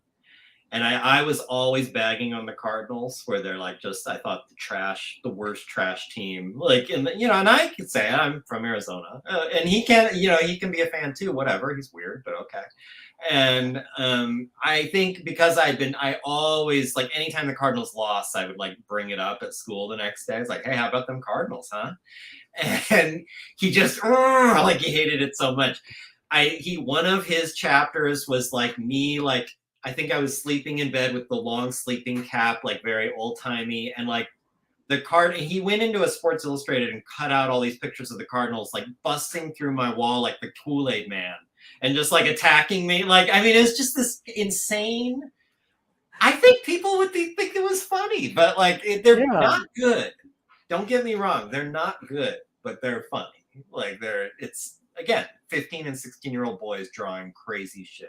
You know? Yeah, and honestly, I mean, I am kind of surprised that the Power Comics thing isn't bigger than it is. I mean, it is big, but it's like I'm kind of surprised it's not even a bigger phenomenon because it's such a great. I just absolutely love it. I think it's like the best thing ever. It's a lot of fun. What I think I like about it most, even though like it's a little like, I hope all these guys are in on the joke. Like, I hope they're cool being featured on Power Comics and they have a good sense of humor about it. But regardless, I think it normalizes taking big swings on your art project. Like, just trying to do your thing and trying to make it, no matter what your skill level, whether it's your first book or your 15th, like just at least step up to the plate, at least, you know, wade into the arena, like give it a shot, make the thing. Good for you for making the thing. Like, I think that's maybe the good thing about Power Comics, if nothing else, is like, you know, it encourages like, go ahead, just try and make a thing. Well, and I think like the guys who are running the Power Comics thing, I don't think they're like, the thing I like about it is I don't even think it's mean spirited. I think they sincerely like love these comics. Yeah. Like I think there's a sincere like actual appreciation of it, almost like a real, I don't know, like people who really like B movies. It's not like a, like if you like B movies, it's not just that it's a bad movie. It's like you sincerely like B movies. Yeah. You can't fake a good B movie, you know? I think to me, try this idea on. To me as a movie geek who is not snobby about movies, I love really sophisticated, crazy shit, and I love just garbage, just total trash movies. To me, the test of a good B movie is if, no matter how bad it is, no matter how badly executed, poorly acted, like whatever, no matter how much of a train wreck it is, you sit and think to yourself, there was something to it, and I can picture a good version of this. Like there, and I think that hints that there's like something there. Like I think every bad movie I love, I can picture a well done version of it that would be really good. Like, and I think that's where there's some movies that are just garbage, and it's like, I hate that I watched that. And there's nothing redeeming here. This is an ugly, horrible garbage fire of a movie, and everyone involved should never work again. I hope they're working at McDonald's now. Like, this is terrible. This is a crime against film. But then there are others, like one of my favorite go-tos is Dracula versus Frankenstein. It's a 70s movie. It's the worst. It's so bad. And like what I think one of my favorite things about it, there are many bad things about it, but one of my favorite bad things about it is the guy playing Dracula. He's got this big like black mustache.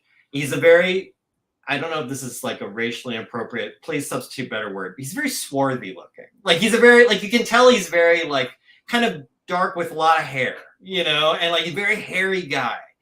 And so he's got this big black mustache, which is not normally how you picture Dracula. He's got this huge mane of black hair, which again doesn't look quite right. But best of all, while they paint his face like totally white with like black, like, eyeshadow to make him look vampire-y, for some reason they didn't bother to paint anywhere else. So like his hands, and more importantly, his hairy forearms are just totally like olive skin hairy. Like, so he'll be like, I am the Prince of Dark, like he's giving his stupid Dracula lines. It just looks ridiculous, and I love it so much. But as bad as this movie is throughout, the Frankenstein makeup is just incredibly bad. It looks like someone just took a rotten pumpkin and put it on somebody's head. Like, it just looks weird. Like, you can't even tell what you're looking at.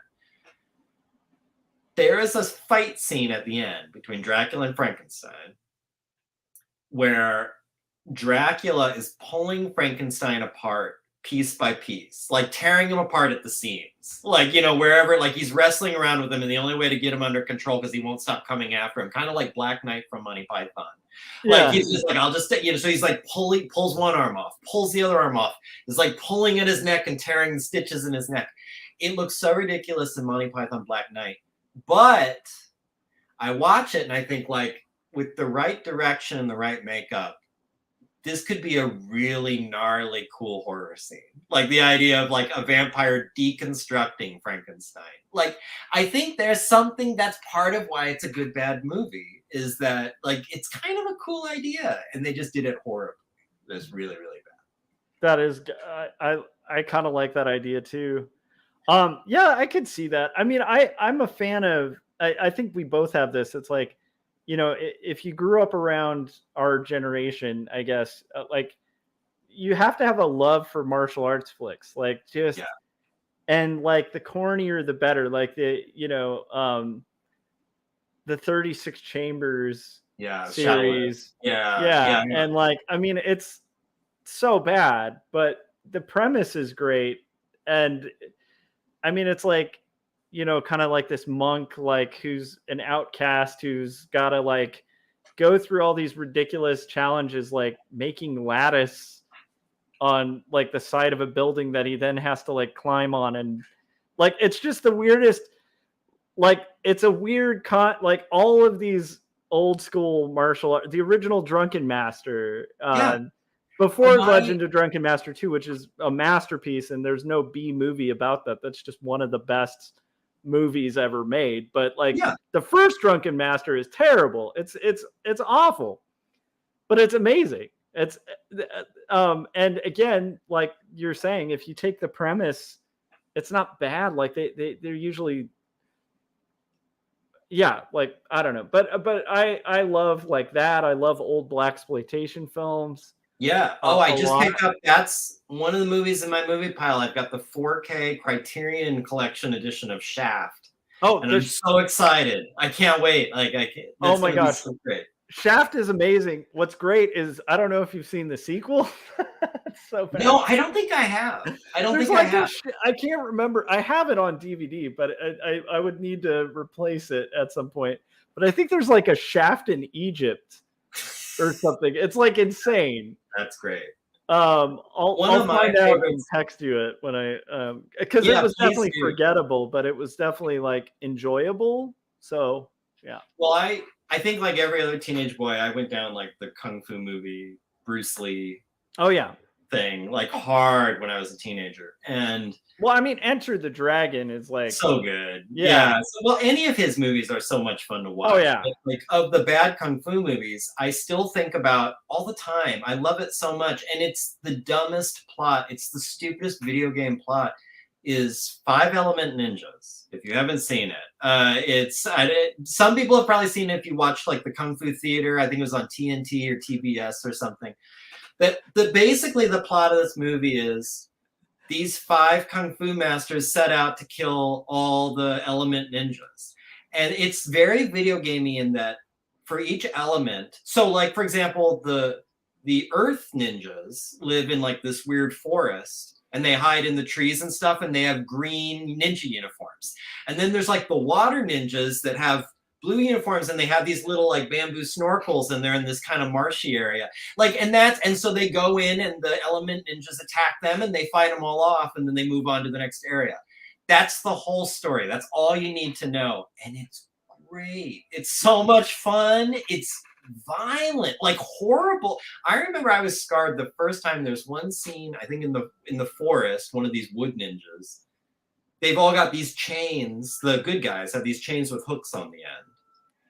And people who have seen this movie, they know exactly what I'm talking about. They catch this one wood ninja by each limb. So like one chain on one arm, one chain on the other arm, one chain on one foot, one chain on the other foot. They're all up in the trees. They catch them like this. They start pulling the chains up so they have him stretched like this, like floating. They all give a good tug, and all his limbs pop off. And it's just, I remember I saw that when I was like 16 and was kind of horrified. Like, not even good horrified. I was kind of like, that's the gnarliest thing I think I've ever seen. Like, that's really horrible. It's so good. There's nothing sophisticated about this. It's just about sitting down and watching like ninjas in different color costumes fight. Like, that's all it is for 2 hours. That's all you need. It's all you need, and it's great. It's great. I was not disappointed at all sitting through that. It's I think the best like martial arts action flick that's come out recently was like The Raid, and it's not that recent anymore. But I feel like that's the last one I saw that was like like I haven't seen anything since that remarkably nailed what those movies should be, which is there's bad guy on top of building. You get in the building, you have to fight every floor to get to the bad guy. And it's like a video game plot. Yes. It's like that would totally, like, you could make a Raid video game with no changes. Yeah. And it's funny because like that premise hadn't really been done that well. And then of course, when they did that, they made Judge Dredd the same exact thing. Oh, and that movie, to me, for my money, that Dredd movie with Carl Urban is as good as that premise gets. Like the whole idea of like progressing through like to the big boss. Yeah. It's so good. Like, but I mean, it's such a good premise. It's a great premise, and it's like you don't need a ton of depth to it. You just need an excuse. Here's good guy. They're very good at fighting. Give them a reason to get to the top of the floor, and then let's see some action. And we'll gradually turn up the resistance. Yeah. You know, but ultimately, like Yeah. Hero is going to just annihilate all these people. It's just watching it happen. Just how is it going to play out? Yeah, and that's the fun. That's the fun of it. I mean, that's what I love about like a good power comic is it'll take like a premise like that, and then it'll throw in things that make absolutely no sense into a premise like that. Right. Like, you know, like where it's like, okay, we're gonna do that, but the main character is an ex-stripper, male stripper who finds a troll in a trash can, and you're like, wait, what? And it's like, but yeah, now they have to fight the bad guys, and you're like, but why the troll? Why the stripper thing? Like, I don't know. But he drives a motorcycle. All right. And you're like, all right, we're going. Like, we're going. If you're asking questions, you just keep going. Just keep going with it. I like in the power comics when they shoehorn in a weird adolescent romance. Like, I think that's my favorite thing, where it's like, oh, I guess we're looking at tits now. Okay. Yeah. Like for no reason. Like, all right. Okay. And also, they're usually drawn in a way where you understand that the person drawing them has never seen what they are drawing. Yeah, right. Yeah, no, this is their. Yeah, and it's a little uncomfortable because you're like, you were enjoying drawing this a little too much. Yeah, but yeah, that's great. It's great. Yeah. Have you seen Ben Mara's work, Gary? I don't know. I gotta convince you to see his work. I'm familiar. Yeah. Like that name comes up a lot, and I might have, when I was at the comic shop the other day picking up this stuff. I might have even looked at one of his things. Okay. Yeah, you should. I'd say get Terror Assaulter. That's right. I remember. I think that's in my Amazon cart or something. Okay. Yeah, because it is incredible, but it's like it's weird. It's like he set out to make power comics, but they're intentional, but they're so well done. Yeah. That because he's a guy who got an MFA. Like, he knows art and he knows what he's doing. But it's like when we first he published this comic series a long time ago called Night Business. That when it came out, it's when I lived in Portland, and all the cartoonists I knew out there, as well as myself, got obsessed with these Night Business comics that were coming out as floppies, because none of us could tell if it was sincere or not. Right. It's just so well done, but it's so bad. It's like a seventh grader with mad skills who just went all the way, but still had seventh grade drawing problems where the profiles are kind of weird and wonky, and it's hard to explain, but Ben Mara's incredible. It's brilliant. Well, what it makes me think of a little bit, they kind of flipped in that it's, to me, and I'm not saying this in a mean way at all, but to me it's a very base concept, but executed at a high level, is Piskor's Red Room. Yes. That was something I backed, and I got it somewhere in my long box. Where I've told Jim many times, if this wasn't drawn so well, people would have him on a watch list.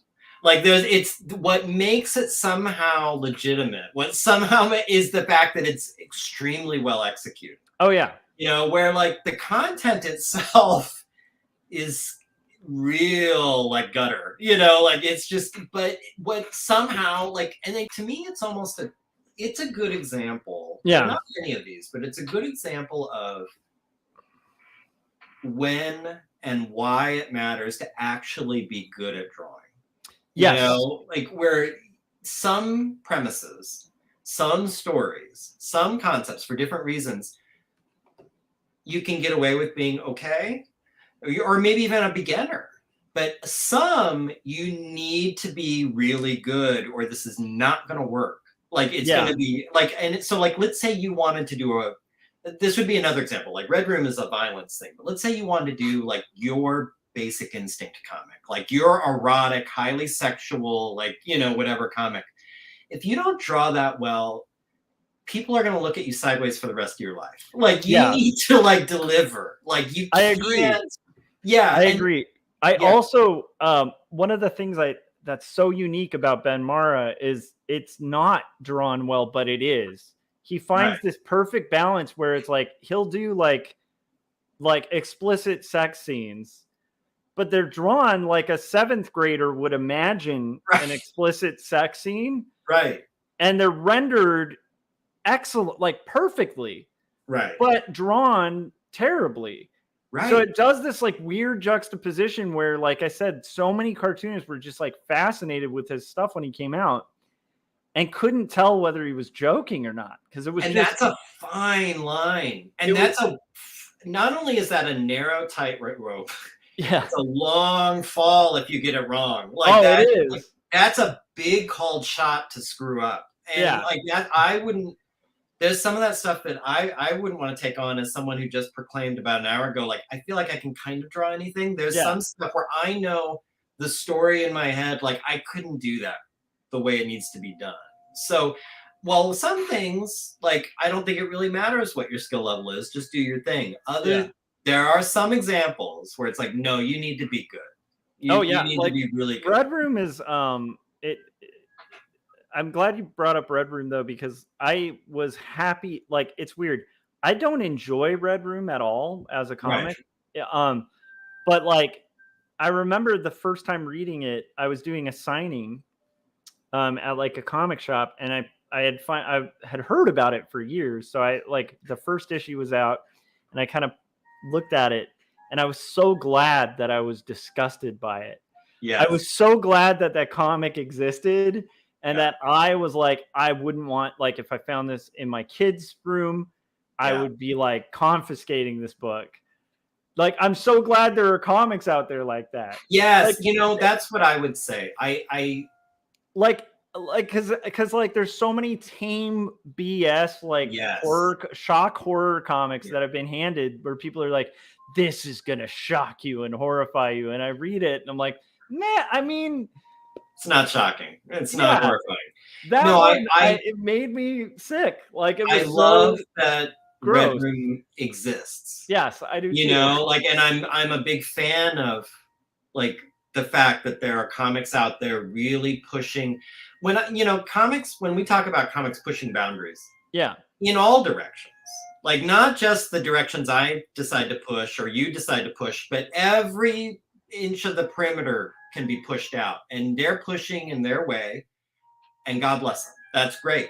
But I think for me personally, Red Room is one of those things where you can say this about a lot of movies, a lot of books. Like, I admire it more than I like it.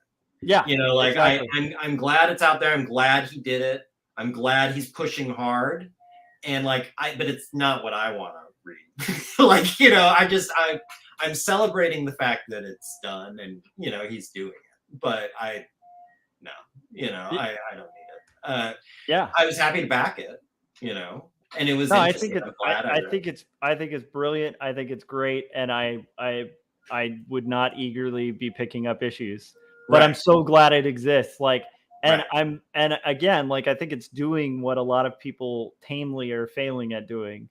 And it's like, no, if you're gonna do it, like, do it, like, go all the way and make it like horrifying and terrible, like really swing hard. Like, I mean, really. And that's and that's, I think, what I probably admire most about it is you don't feel like anything was.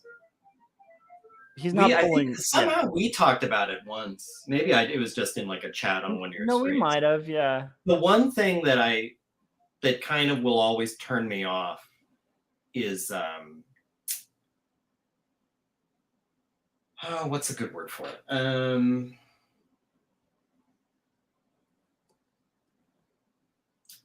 Prudishness. Like, I'm turned off by prudishness in art, whether you're talking about sex or whether you're talking about violence or anything.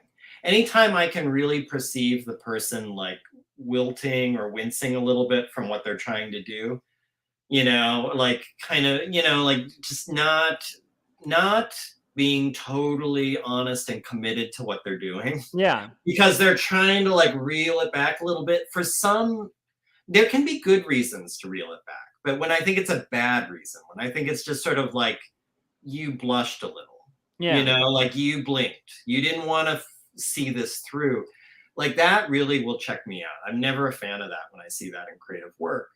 And Piscor didn't do that with Red Room. Piscor is like, if he thought it, he drew it. you know, and like I admire that.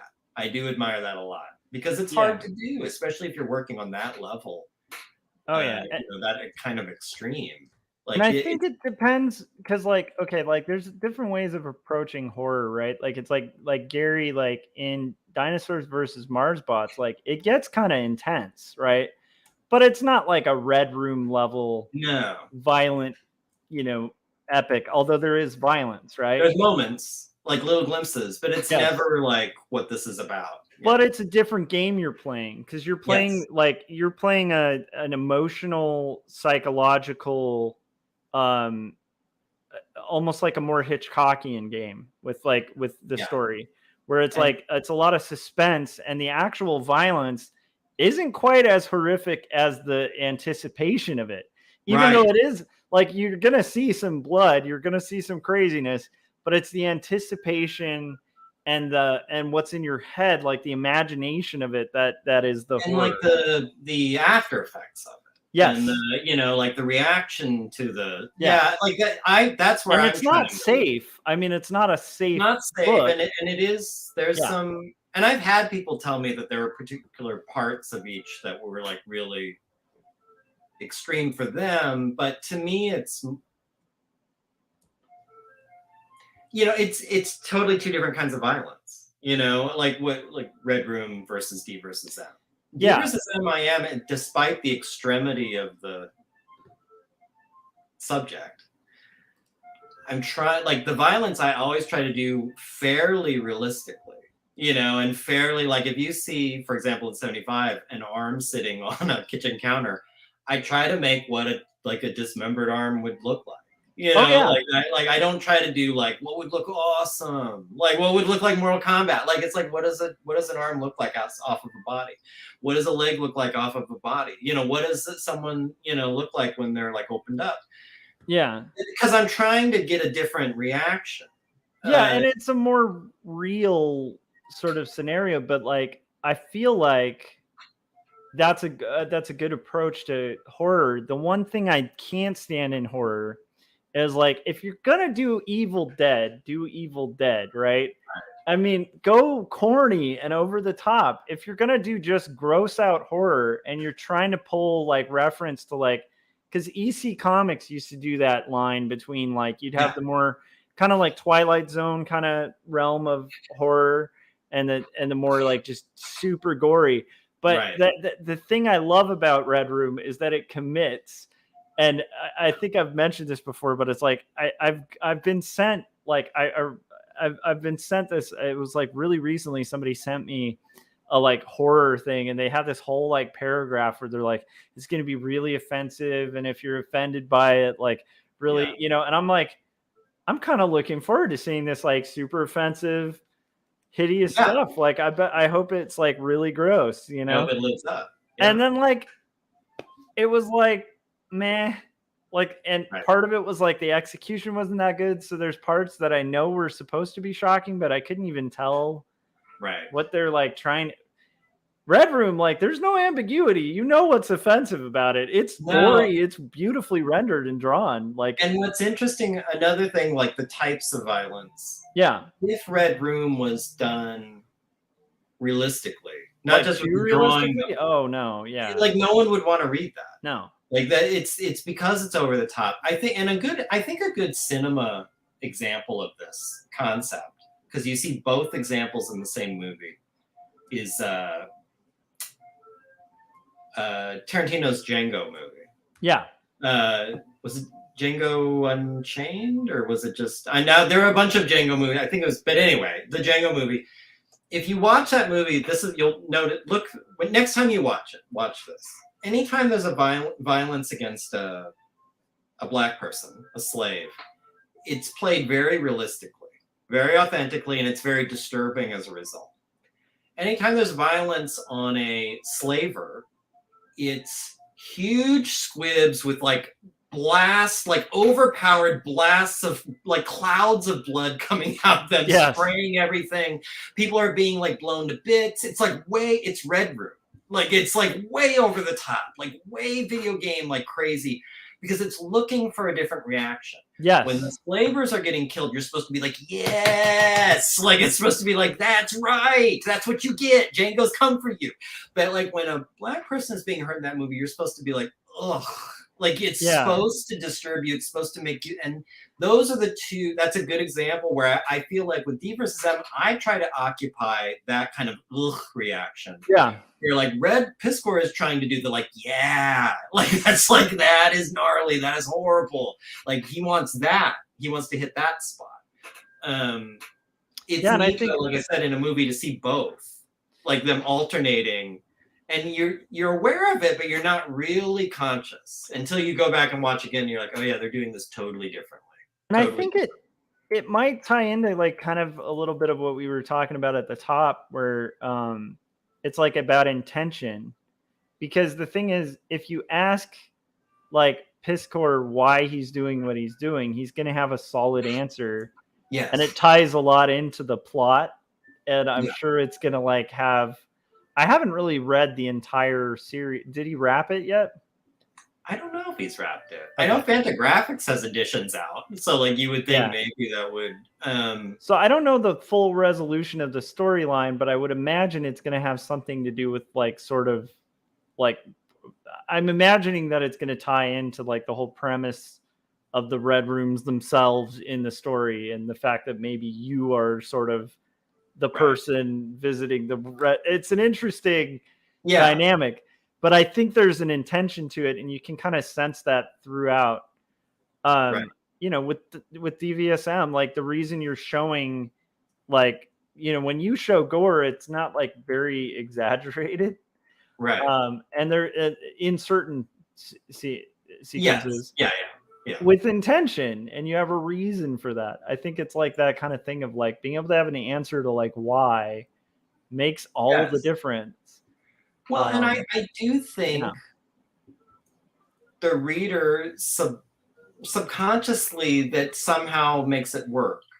Like the fact that there is a framework in your head will somehow make it work. I think somehow make it work for the reader, where that's the difference between Red Room, which even if we didn't personally love it, it works. It works. Like I feel like he's accomplishing exactly what he set out to accomplish, and he's doing it well. You know, he's achieving, you know, and it's like, all right, that's great. And that's really at the end of the day, the only metric is like, did you do what you set out to do?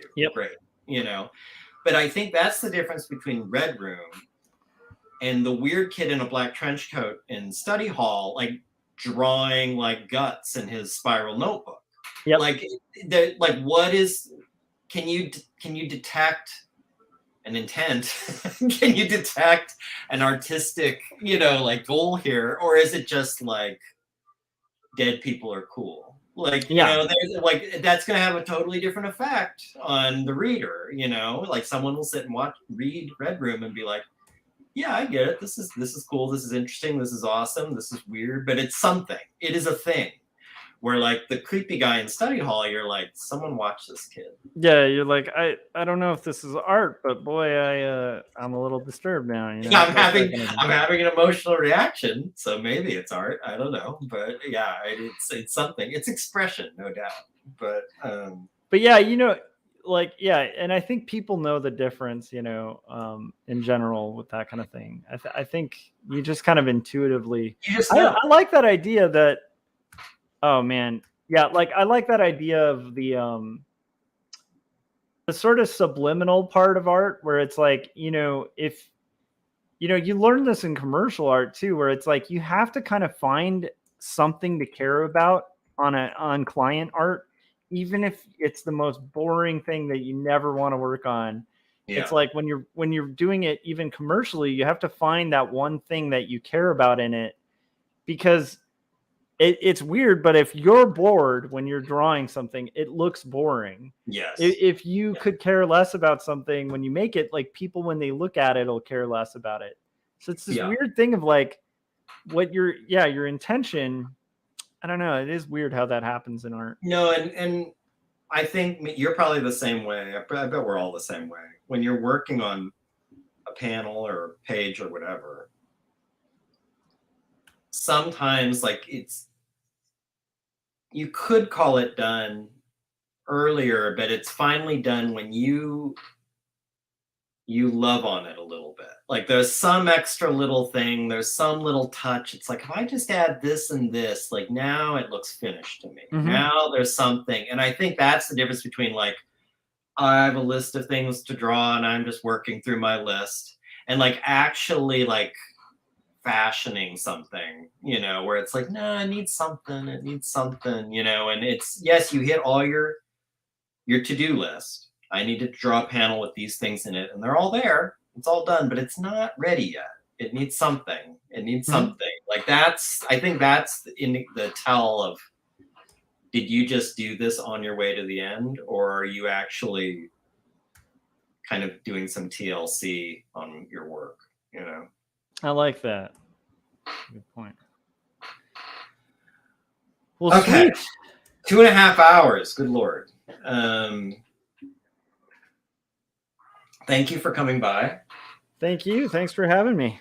Do you want to do some plugging? You want to plug away? Sure. I will say to go get Jacob's Apartment from your local bookstore. If you haven't yet, it is a coming of age slice of life graphic novel about these two characters, Jacob and Sarah, who are roommates. Jacob is a guy who grew up as a Christian in a very religious environment and is hit with the curveball of losing a family member to cancer, and starts questioning his faith and his identity. And while that is occurring, Sarah, his roommate, is also going through questioning her purpose and identity because of a relationship that fell apart between her and her professor. And both of them, as they're going through these like kind of life-changing struggles and trying to kind of find their identity as young adults and their purpose and meaning, start finding themselves with interlocking dreams in both reality and in their sleep. And it has all sorts of surreal stuff like talking dinosaurs and all sorts of fun things like that, overlapping with some very heavy topics like wrestling with theology and meaning and purpose, and has some other like deeper stuff that I can't give away because it would be like a big spoiler. There is meaning in this book, but yeah, so make sure you check that out at your local bookstore and order it and all that fun stuff. I've been saying it's kind of like if you took Eternal Sunshine for the Spotless Mind, Ghost World, put them in a blender, and you like the flavor of that, this book would be kind of right up your alley. And that'll do it for what I like to plug. Also, check out Gary's stuff. You really need to, if you guys have been sitting on the fence about getting Dinosaurs versus Mars Bots, you're really missing out on one of the better series out there. So, yeah. Well, thank you. That's very nice. Yes, there's still some available, and work on 79 is going well. We're getting there.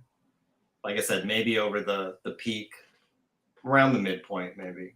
I'm so excited from like the little preview that I saw today. It was fun. Yeah, actually, you outside of this house, no one's really seen as much as you have. So like it's exciting. I don't usually share full pages, but I'm usually, and which that reminds me, actually, I try to tease something once a week, and I don't think I've posted in a little while, so I should probably do some kind of an Instagram thing, but I don't know what. I have to get cagier and cagier from this point on, because this is like all the area that I really don't want to reveal much. Like everything up here, like I can tease, but everything from this point on, it's like, you're gonna have to read the book. But yeah, there's definitely some stuff I can see you wanting to kind of make like a surprise or a reveal for the well, fans. like for example, I've been talking about so the character that you saw on page 24 that I just finished last night. I think I'm gonna hide the look of that character. I would perpetuity. I think expressions reacting to that character and around that character might be the better route. I think, because I want people. Because we don't want people to know that Frank Salazar is having like that's right. I don't want people to see how I'm drawing Captain Goggles just yet. Just you'll have to buy D vs. M 1979 to see my take on Captain Goggles. Yeah, no, we've seen your take on. Wait, or was that Captain Courage that you drew? I can't remember. I think it was Goggles, but that was one version. Like now we got to do the D vs. M version. Yeah. No, like for sure in the story. I mean, you read a draft of the script. Like basically everything up to that point is like building like what is this thing we're talking about? It's like, mystery and suspense. Yeah, and like we're really like, this big reveal, and it's like I can't show that off. No. Like so there might be stuff a little bit. And it's not like the kind of twist that like if somebody finds out the twist, they're like not going to be able to read the story the second time and not have the fun. It's just more of like one of those things of like there are things in a story that are payoffs, and this is definitely one of them where it's way more fun, I think, for people if that I would agree. Yeah. Well, it's not exactly the same, but it's like the shark in Jaws. We're not showing it right away. Like you're gonna, and I imagine, I don't know, I didn't go back and watch any old Jaws trailers. They probably didn't show the shark in the trailers. They probably just showed the fin or something. Like, you gotta, like, that's part of what you're in it for. You're watching things unfold. You're watching things get revealed. So,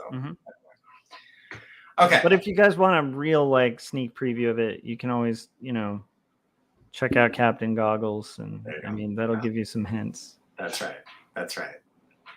I still think I would still like to see you take a crack at an issue of that, like of Captain Goggles. Just the style I drew the fan art. Yes, it was so incredible. That would be a fun diversion to do, like a mini comic of in that style, like a little side story of. Yeah, it's got to happen at some point. I wonder what he charges for a license. I bet it's expensive.